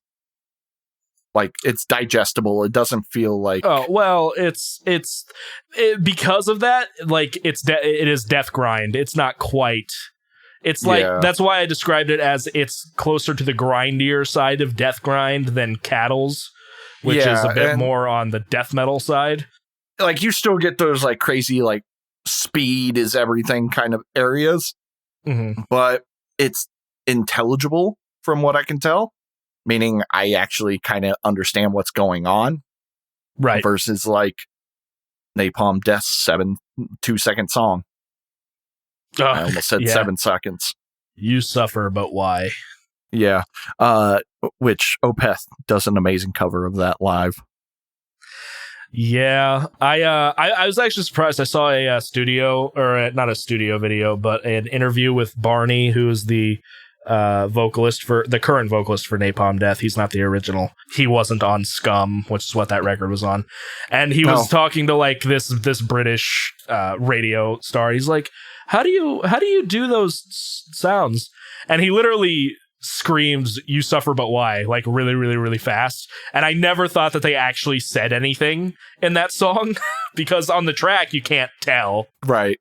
But I guess live he does actually say "You suffer, but why?" just like really fast. It's a very funny video. No, I get what you mean. The production is there for Murder Construct, definitely. Especially with the Redux. Yes, the Redux helped a lot. Yeah. I think it's worth checking out. I would give it like a 6 or a 7. Like, it didn't blow me away, but it's good. It's a good record, and you get a little bit more Travis Ryan. I'm actually kind of surprised they haven't done anything else. There was nobody really knows that, like, I guess just due to scheduling conflicts, they haven't really been doing anything. People have asked Travis if that's something that they're looking to bring back, and he says, "Nah, probably not." I'm like, oh, that's a bummer. I was surprised to actually see some ex-Intronaut people in there. I wasn't expecting that. I don't know Intronaut that well, but they're interesting. They're a progressive metal band if you don't know them. Gotcha. I keep meaning to pick up an Intronaut record, but then I don't. And there's no reason I don't. Like, there's no reason that I don't do it. It's just like, I'm like, oh yeah, there's that Intronaut record. Maybe someday. Yeah. It's not because I don't like what I have heard or anything like that. It's just, I'm like, yeah, there's that thing. It's not like when I heard Ulcerate, where I was like, oh shit, that hits different. I'm going to pick that up. Or same with Bell Witch or Sluggage, where like I immediately just fell in love first time I heard it. Also, I didn't know Exhumed members were in there as well. Right. Yeah, it's cool. It's an interesting super group. The whole having two like super proggy people in there throws me off. But I also don't know Intronaut that well. Travis sounds great on it. It's Travis. Yeah, it has some of my favorite moments, like in Gold Digger,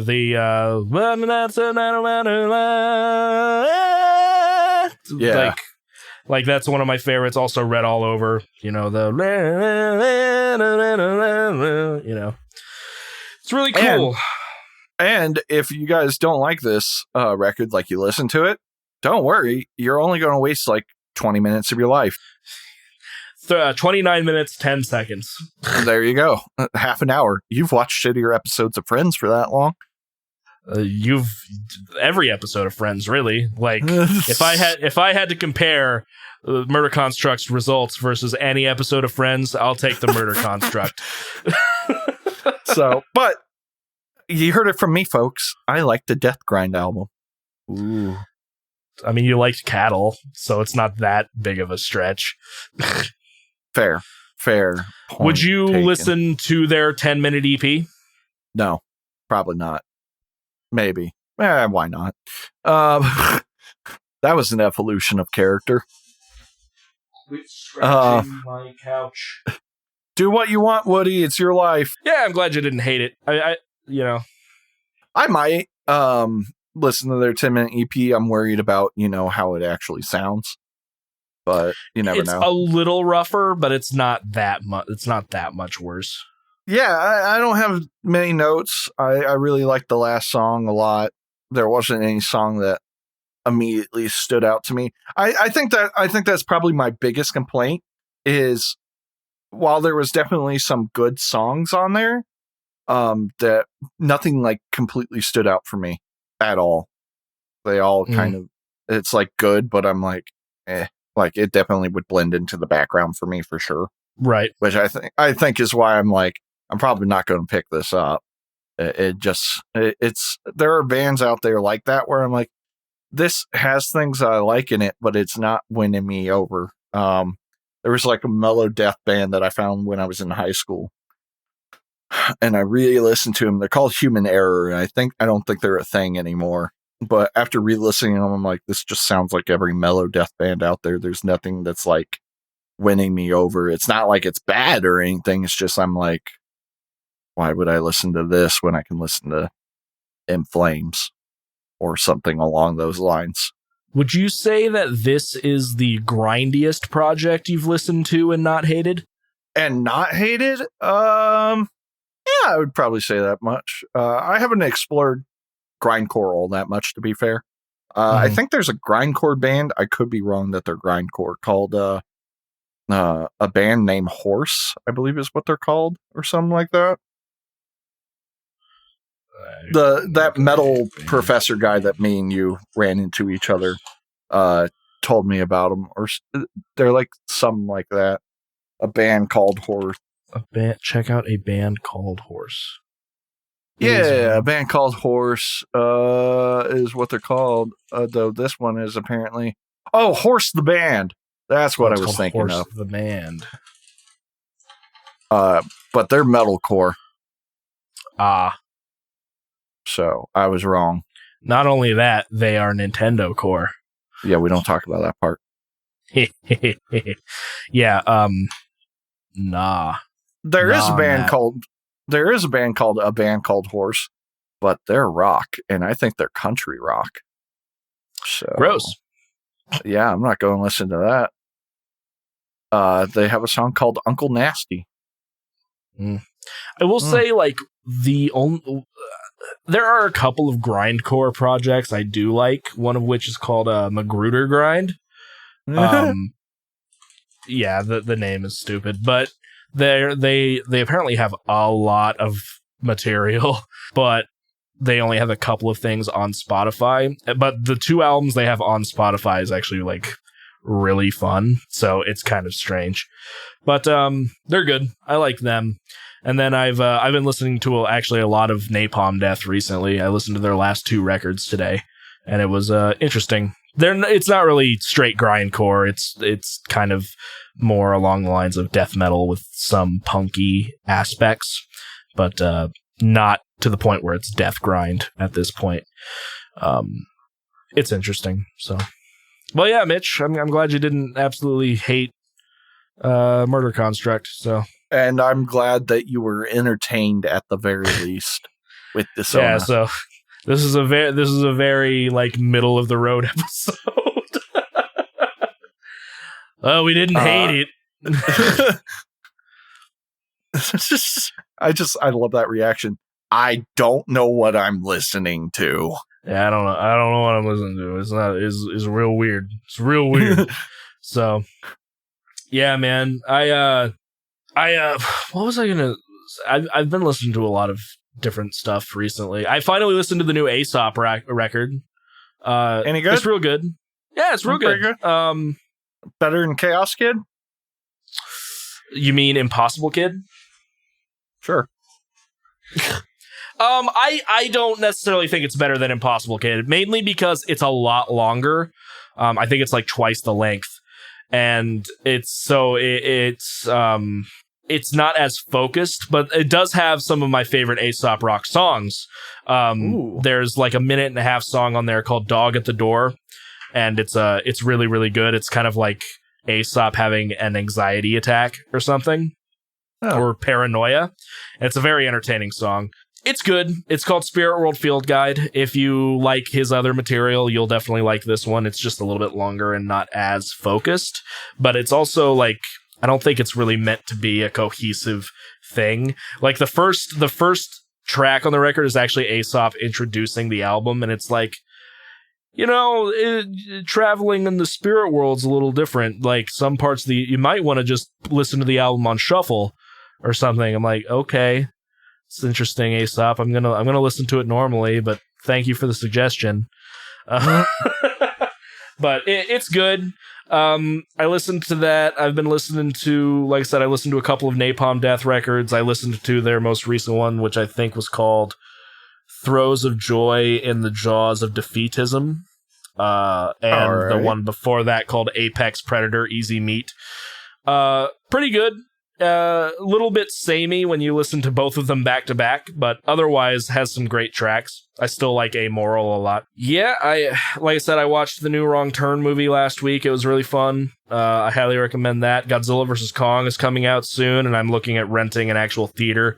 And I can get like, I think it's like 20 people max. They sanitize the theater, and it has enough room for everybody so they can like stay apart. And it's like $250, but I'm excited. I would really love to do that. I think it'd be cool. I think I finished 2 or 3 more of the Dresden books since our last recording session. I've been going through the Edge Chronicles myself, and I'm almost on book 10. Nice. I think I just got to book 10 of Dresden myself. How many of those are in that series? So it's 3 different trilogies. And then there's a 10th big book called The Immortals, which was apparently supposed to be the last book, but then they made 3 more. Oh, nice. And they take place during different timelines, which they call the Ages of Flight. So it's like the first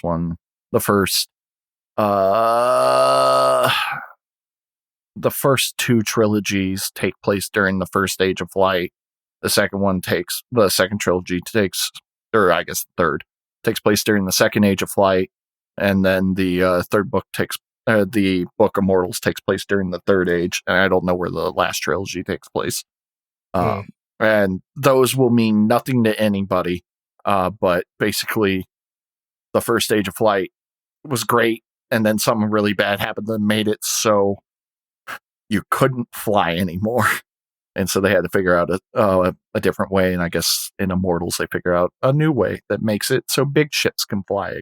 Cool. Gotcha. They're really good books. I would do them no justice in describing them. I absolutely love them. I hate that they get rated as children's books, or young kid books, because my God, they are gruesome as all hell. Constantly talking about like these bird creatures that like to rip open people's guts and eat them while they're still alive. Like, right. Jesus, what the hell? And sometimes that's illustrated. So, good old kids book for kids. But yeah, it's a good book series. I constantly recommend the Edge Chronicles to people. If you want some fantasy without really any magic involved, it's just a fantasy world. And I found out the human creatures are basically, because they're not humans, because they got pointy ears, are basically just an amalgamation of the different races, basically being like, whoa, I like this guy, and he's a different race. So yeah. Anyways, good book series overall. Yeah, and I know you love Dresden, so yeah, it's really good. I was actually considering, because you can get the books super cheap on Amazon. I was actually considering like buying a couple copies of the first book and giving one to you and my dad. Just because I know you'd like to read at work at the moment. So right. I think you can literally get the first book for like $1. Holy crap. Yeah, I mean, I would totally take the books. So I'd totally take them. I still say that the audiobook is the best way to do it, but I know that's not conducive for everybody. So yeah, I'm not big on audiobooks. Not that there's anything wrong with them. It's just I'd rather listen to music. Yeah. Oh, but, Mitch. I completely forgot. I forgot that I had, like, we can either do the 10 the progressive death metal songs that everybody should listen to, or if we want to do something funnier, I could go through this list of bands that will never take another risk. I think we should do both, just because I have read the 10 prog songs. I think we can get through that quick, and it'll just be a yes, I agree, no, I don't know this song, or no. I think we could do that fast and then get into the funnies. Sure. Yeah, we can do that. So, this is a Loudwire article. And of course, I've been wanting to start anytime I find a list going like, Mitchell, I found a list, which, can't do it now, but I'm going to start doing it in the future. This is a 10 progressive death metal songs all metalheads should know. I don't know half of these, so I'm a poser. Number 1, I've never even heard of this band. It's called Amorphous, with the song called The Bee. Yeah, Amorphous is pretty good. They're like a progressive melodic death metal band. I would expect any band on this list to be a progressive death metal band. But it's progressive melodic death metal. Add another adjective, daddy. Yes. I don't know why that's what I want. If it doesn't have at least 3 genre precursors, do I even want to listen to it? Fair enough, Number 2, I have heard of this band. The only thing I've ever listened to them. Excuse me, I didn't even say whether I agreed with that or not. Oh, I mean, okay. Do you know the song The Bee? Yes, actually, that's from their newest album, which I went and saw them do live up in Fort Wayne. Actually, there's a venue up in Fort Wayne that brought Omnium Gatherum, Moonspell, Dark Tranquility, and Amorphous too. So that was kind of interesting, and it was real good. It was real good. They are a great performance.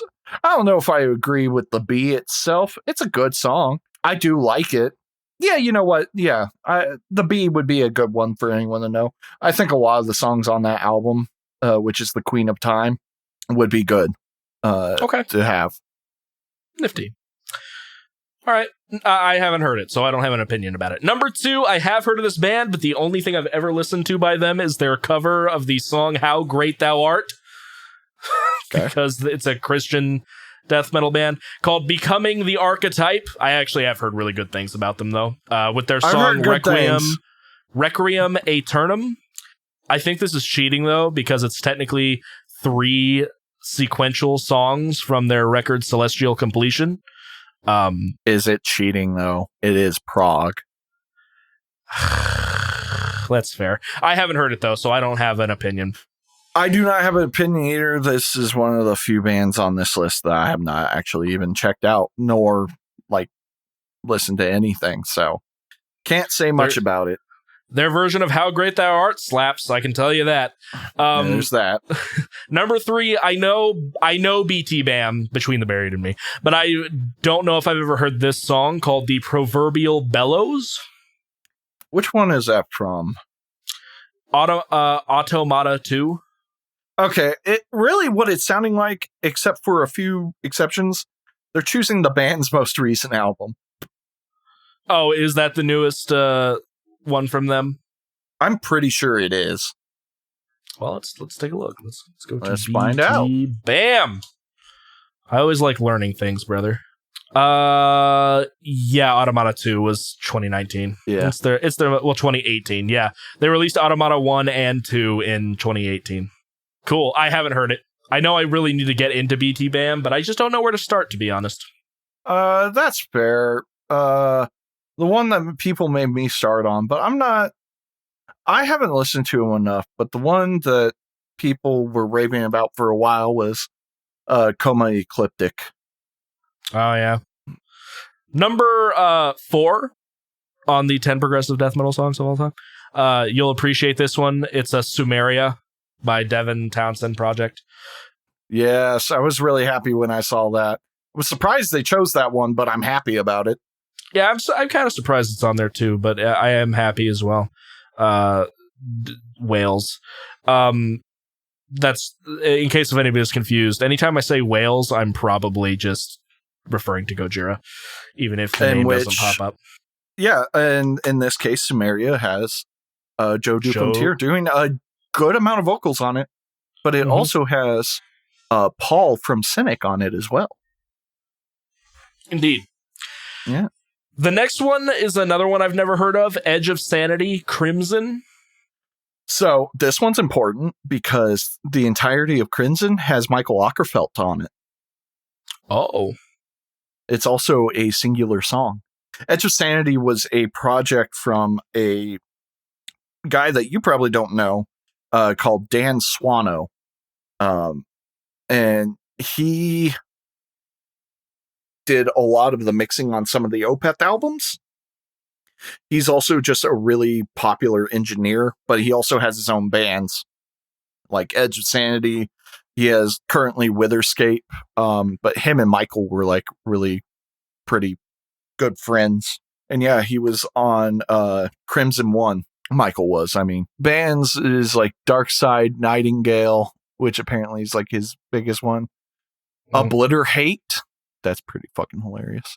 Odyssey, Route 9, Star 1, Unicorn, and Witherscape. So, and he's a multi-instrumentalist. So, yeah, he's pretty fucking cool. And that album is amazing, especially the last song, which, again, it's a single song record, but the last portion, I guess is what I mean, has a really interesting vocal thing that they did, and I might show it to you just to get you interested. Interesting. Okay. So next up, by the way, yeah, people should listen to that record. Okay, yeah. Number 6, I don't think we have to go into this one very much. It's Opeth's The Leper Affinity off of Blackwater Park. Yeah. I agree. I don't know if I agree with Leper Affinity though, but like it's a great song. Don't even get me wrong. I think I know what Spectral. You know the song Spectral Burrows on Sluggage? Yeah. Edge of Sanity has an album called The Spectral Sorrows. And there's the connection. Number 7. I've never listened to this band. It's Persephone's Stillness is Timeless. Oh, it's so good.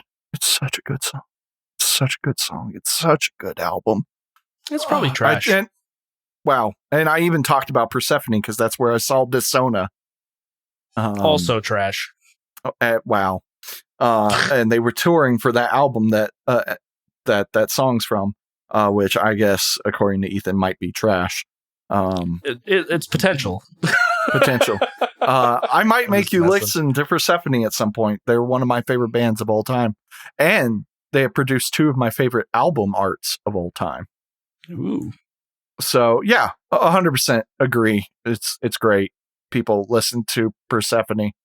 Their album Atma and Spiritual Migration are amazing. Number 8, no arguments for me. Rivers of Nile, The Silent Life. It's off of From Where Owls Know My Name.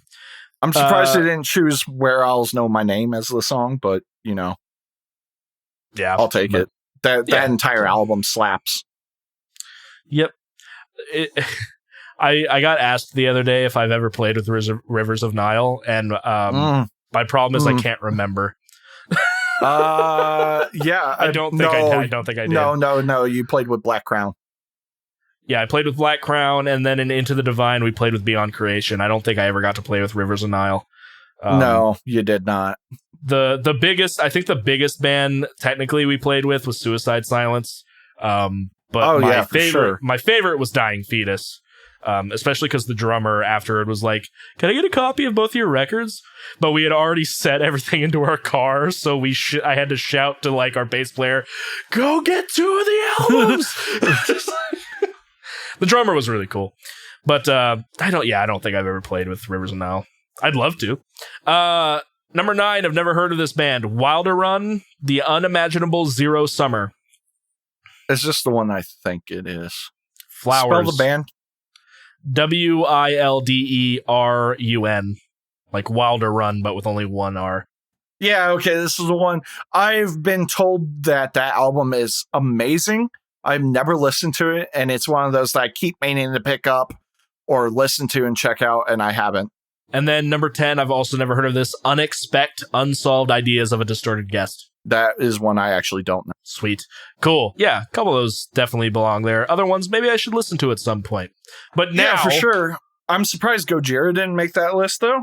I don't consider Gojira to be prog.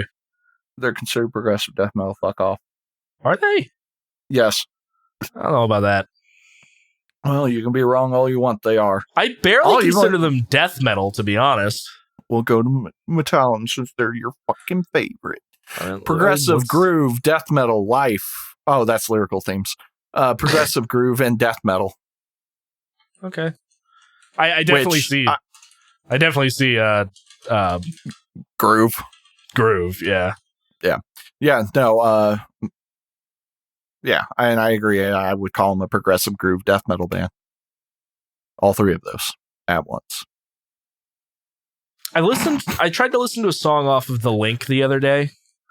I'm not a big fan of The Link. There is a song off of it I fucking love, though. But it's completely instrumental. So it's either Tori or Dawn. Or connected. It's Dawn. I listened to Indians, and I'm like, I think the worst thing about, like, honestly, tonally, it actually sounds a lot like from Mars to Sirius would get to, but vocally, right. I think the vocals are mixed like trash. Yeah, it's not their best record, in my opinion. Gotcha. Anyway, so this is this is actually a pretty old article, but I do find it funny, and I'm only going to do the bands on here that are funny. So this is a MetalSucks.net article from 2014. It's called Taking Risks, and the whole justification is like, why will there never be like another Metallica or something? It's because bands don't take any creative risks. I've always said that about Metallica, that, you know, they've always changed up their sound. That's why I prefer them over, say, Slayer. But obviously I think that's a little bit, you know, grandiose at this point. But here's a list of bands that will never take a risk and some explanations for it. First up, Lamb of God have basically written the same album every time since As the Palace is Burned, with varying production aesthetics. Yeah, pretty much. That's which I think is fairly accurate. They did take a risk with Randy Blythe doing clean vocals on I think it was Sturm und Drang, which was their 7th album. Gotcha. Was that after 2014? Yes. Gotcha. Yeah, we have to keep in mind this is written 7 years ago. 7 years ago. Jesus. But yeah, Mastodon. Started getting super weird with Blood Mountain, and continue that trajectory with Crack the Sky. With The Hunter, they focus more on concise songwriting, but is that really risky? Risky would have been if they kept heading the direction they were going and went completely off the deep end. Well, and they did go back to going off the deep end after that.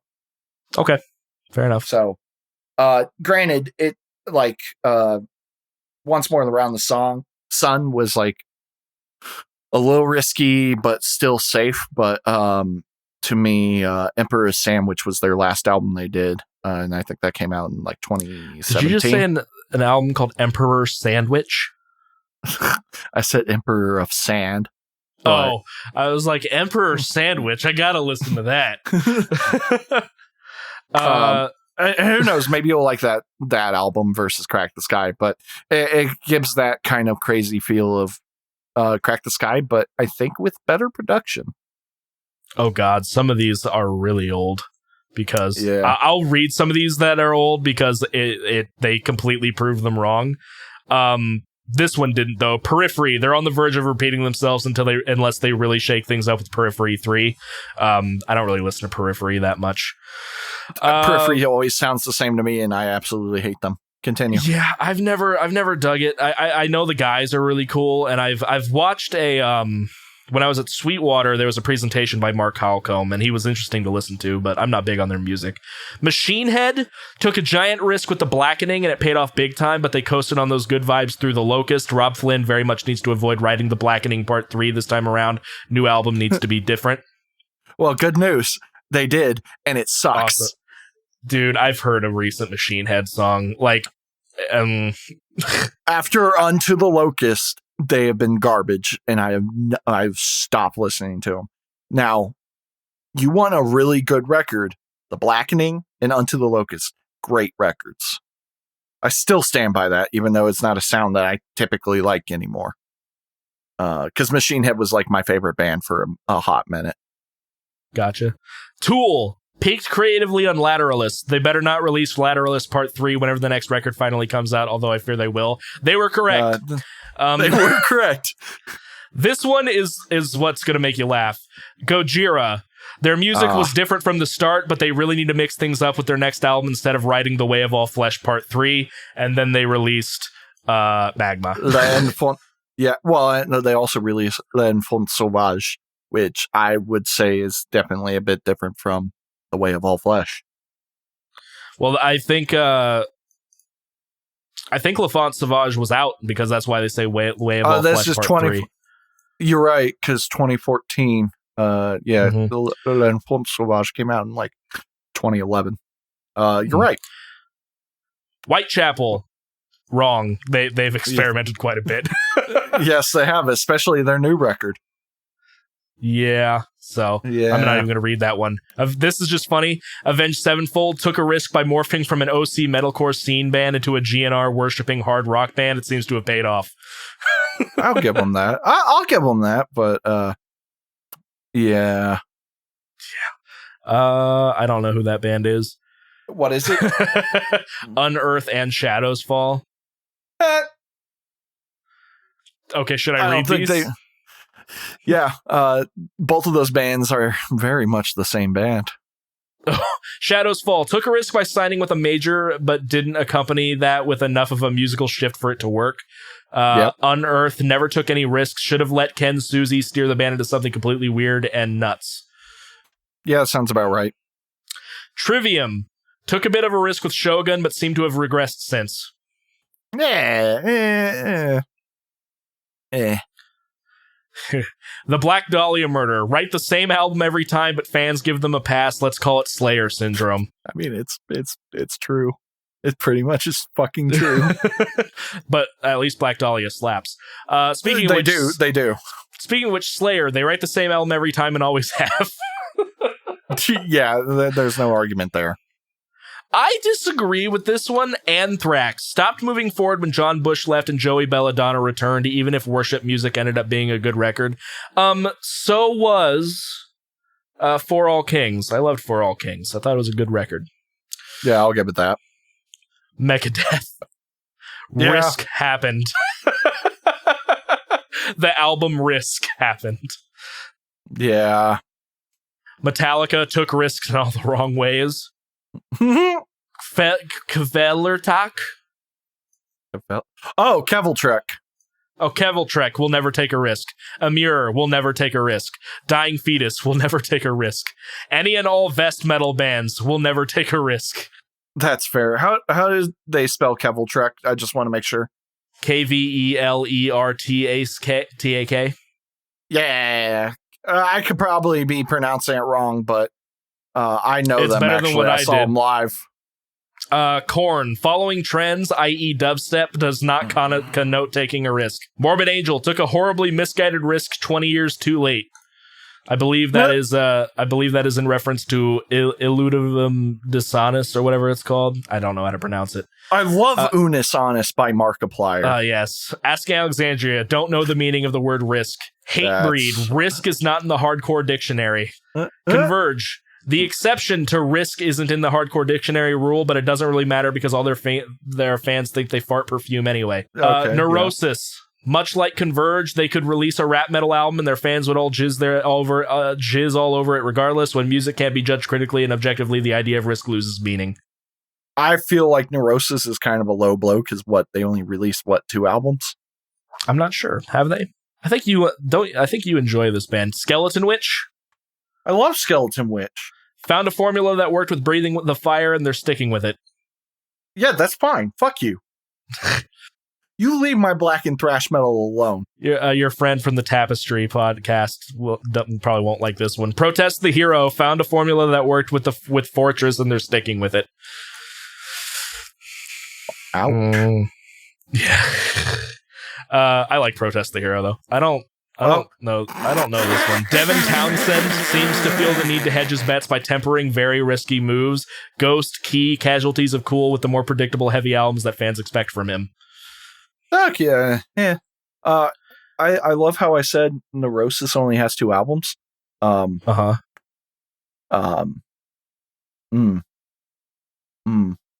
many albums do they have? 1, 2, 3, 4, 5, 6, 7, 8, 9, 10, 11. Jesus. What was I was confusing Neurosis with Necrophagus. Oh. Yeah, it's easy to mix those bands up. Well, they both start with N. Leave me alone, man. Cannibal Corpse. They have no freedom to take any risks. Fans would crucify them. Yeah, that's 100% accurate. Amon Amarth. See Cannibal Corpse. That is also fucking accurate. Baroness. Took a big risk with Yellow and Green. Let's see where it takes them. The jury is still out. I'm sure the jury has come back in, but I don't know. No, they haven't taken any risks. Like all their, I love them, and I think their music is great. But the biggest risk was probably getting a female guitarist vocalist as a backup vocalist guitarist when the original guy was a male, so it changed the sound a bit. I like it, but yeah. The Dillinger Escape Plan. This band has always been about risk in every possible way, and the recent move away from spazzy freakouts toward more song-focused music with clean singing was definitely a risk that could have alienated their core, but didn't. Exhibit A for why more bands need to take risks. Behemoth. Well, bad news. They're not a band. They're anymore. done. Yeah. Behemoth. Exhibit B for why more bands need to take risks. The only thing is, I don't see this band pushing much further now that they've experienced a period of sustained success. Yeah, I don't think so either. I didn't listen to their last record, but yeah, pretty much everything once they did Demigod has sounded like Demigod. Opeth took a risk, a big one, by morphing from a death metal band into a modern-day version of Yes, and everybody hates them for it. Exhibit A for why other bands are afraid of taking risks. Make Michael growl again. I hate this next band. Deftones. The public at large has maintained interest in this band in spite of, or probably because of, all sorts of personal and interpersonal storylines, but musically speaking, they're pretty much the same band as when they started. Okay, they stopped rapping. That was smart. Even if you can make the case that they've changed over the years, that change wasn't risky. Deftones is like horny corn. Yeah, it is horny corn. I mean, this is a little bit different because they've had time to morph, but Suicide Silence, riding a public wave of goodwill after the tragedy of Mitch Lucker's death. They're just going to deliver what fans expect a Suicide album to be, not going to take any risks. That's false. They definitely took a risk with their self-titled album, and everybody hated them for it. Yeah. The Faceless. Michael Keane's trajectory for The Faceless has been all about risk. No album has been the same as the one before it. Let's see where it goes in the future. I hated their last record so much. I did not like... Oh, you didn't like it? I did not like it. I didn't like the tone. I don't like his vocals. I didn't like it. Wait, whoa, what was the last record you listened to? Becoming the Ghost? Wow, you didn't like that? Oh. When you say you didn't like his vocals, was it the cleans or the growls? Yes. Do you like Abigail Williams? Kind of. Oh, well, the Growlies were the lead singer of Abigail. Gotcha. Well, they did something to him then, because it's garbage in that album. Wow. It was probably the fact that it didn't have 50 tons of reverb on it. That's true. There wasn't enough compression, man. Dude, no, I'm not even... hold on. I'm not even joking you. When I saw Abigail Williams live,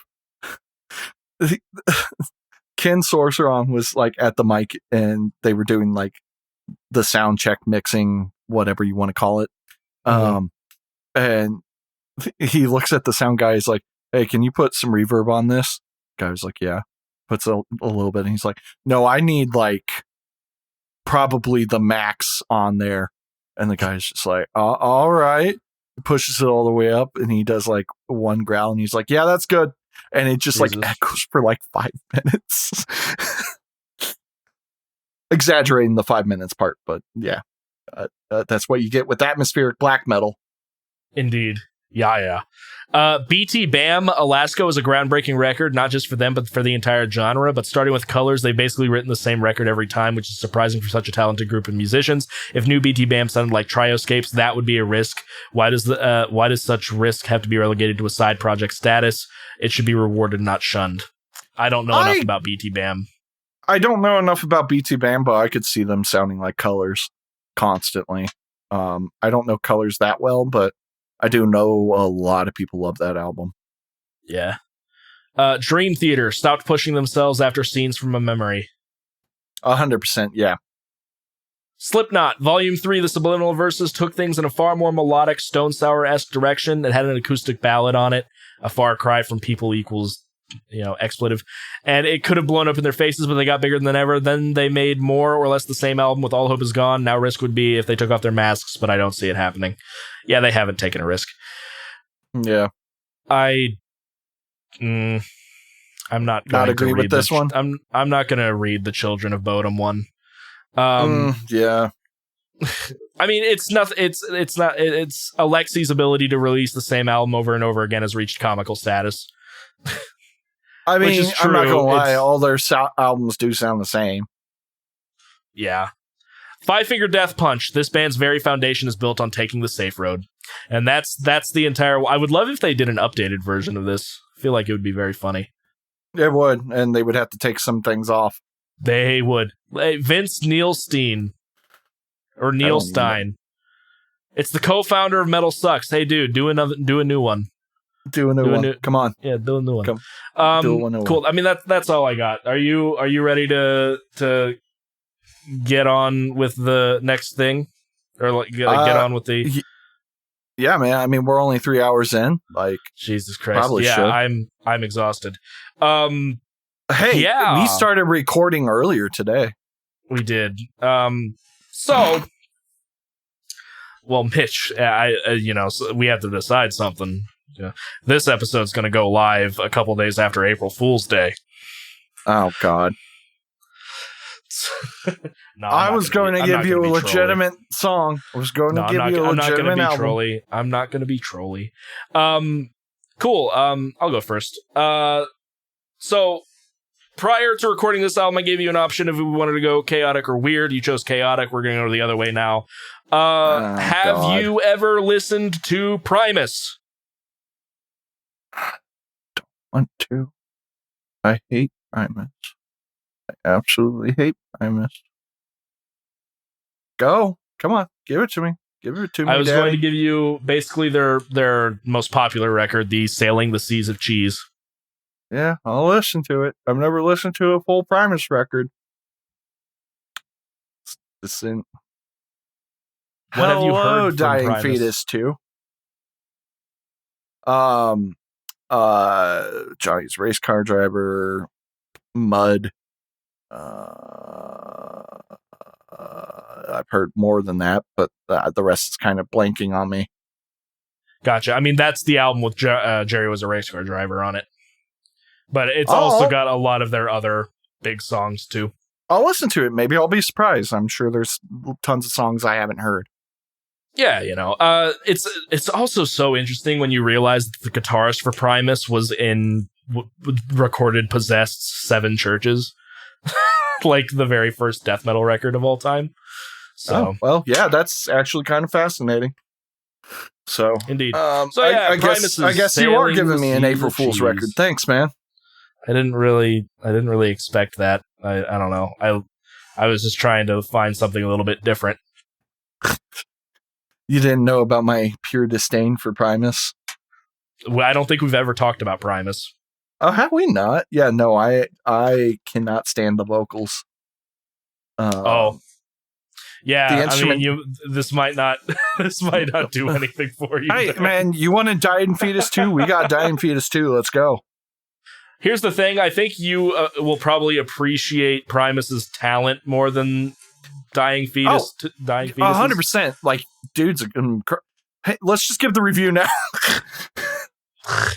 Anyway, what's my record?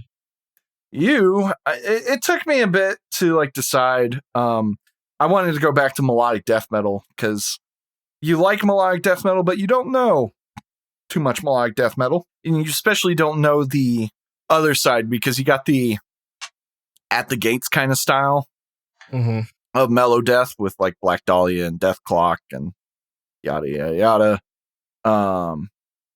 But then you got the more atmospheric-y, focusing on like synths and stuff and kind of a slower tone at times style mellow death, which is what I actually came into originally.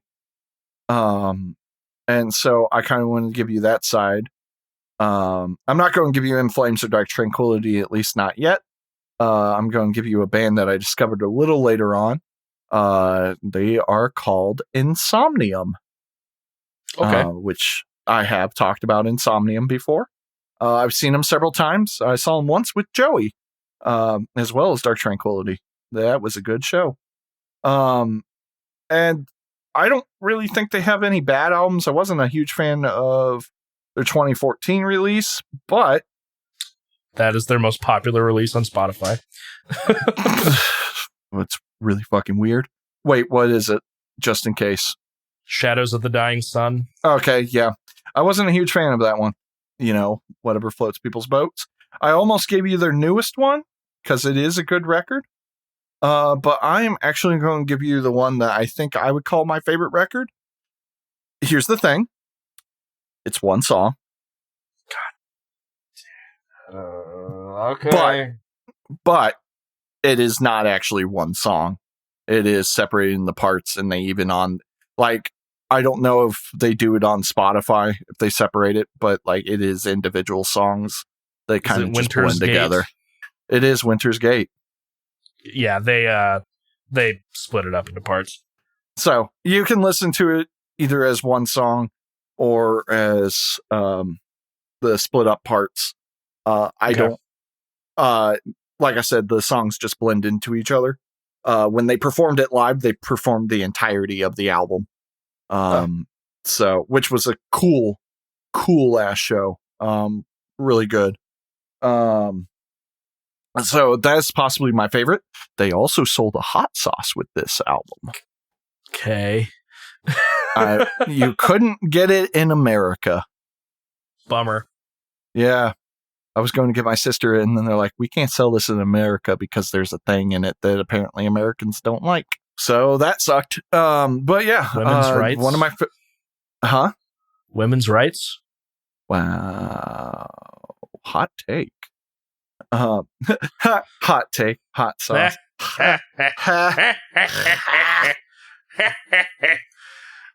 I hate myself. Anyways, Winter's Gate. Yeah. Hopefully you enjoy it. It is definitely a lot less crazy than the last record that I made you listen to. I appreciate that.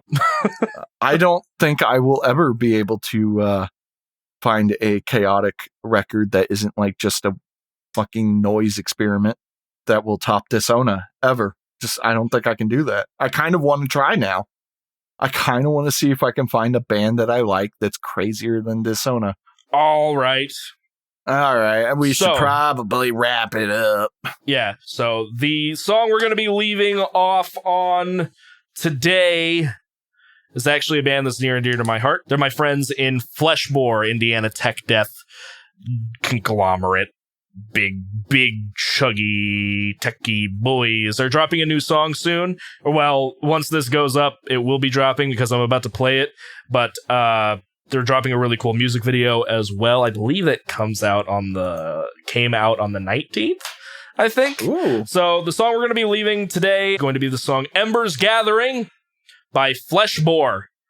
So that's going to be really exciting. Right. And man, I think that about does it. Did you have anything else offhand? No.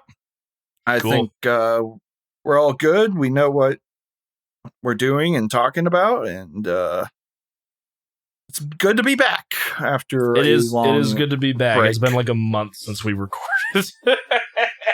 So sorry about that, guys. Hopefully everything stays current. I would definitely like it too. Thank you guys for tuning in to the Distorted Entertainment Podcast. You can find us anywhere you listen to your podcasts. You can find us on Facebook at facebook.com/distentpod. That's DISTENTPOD. My name is Ethan Carpenter. I'm joined by Mitchell Wade.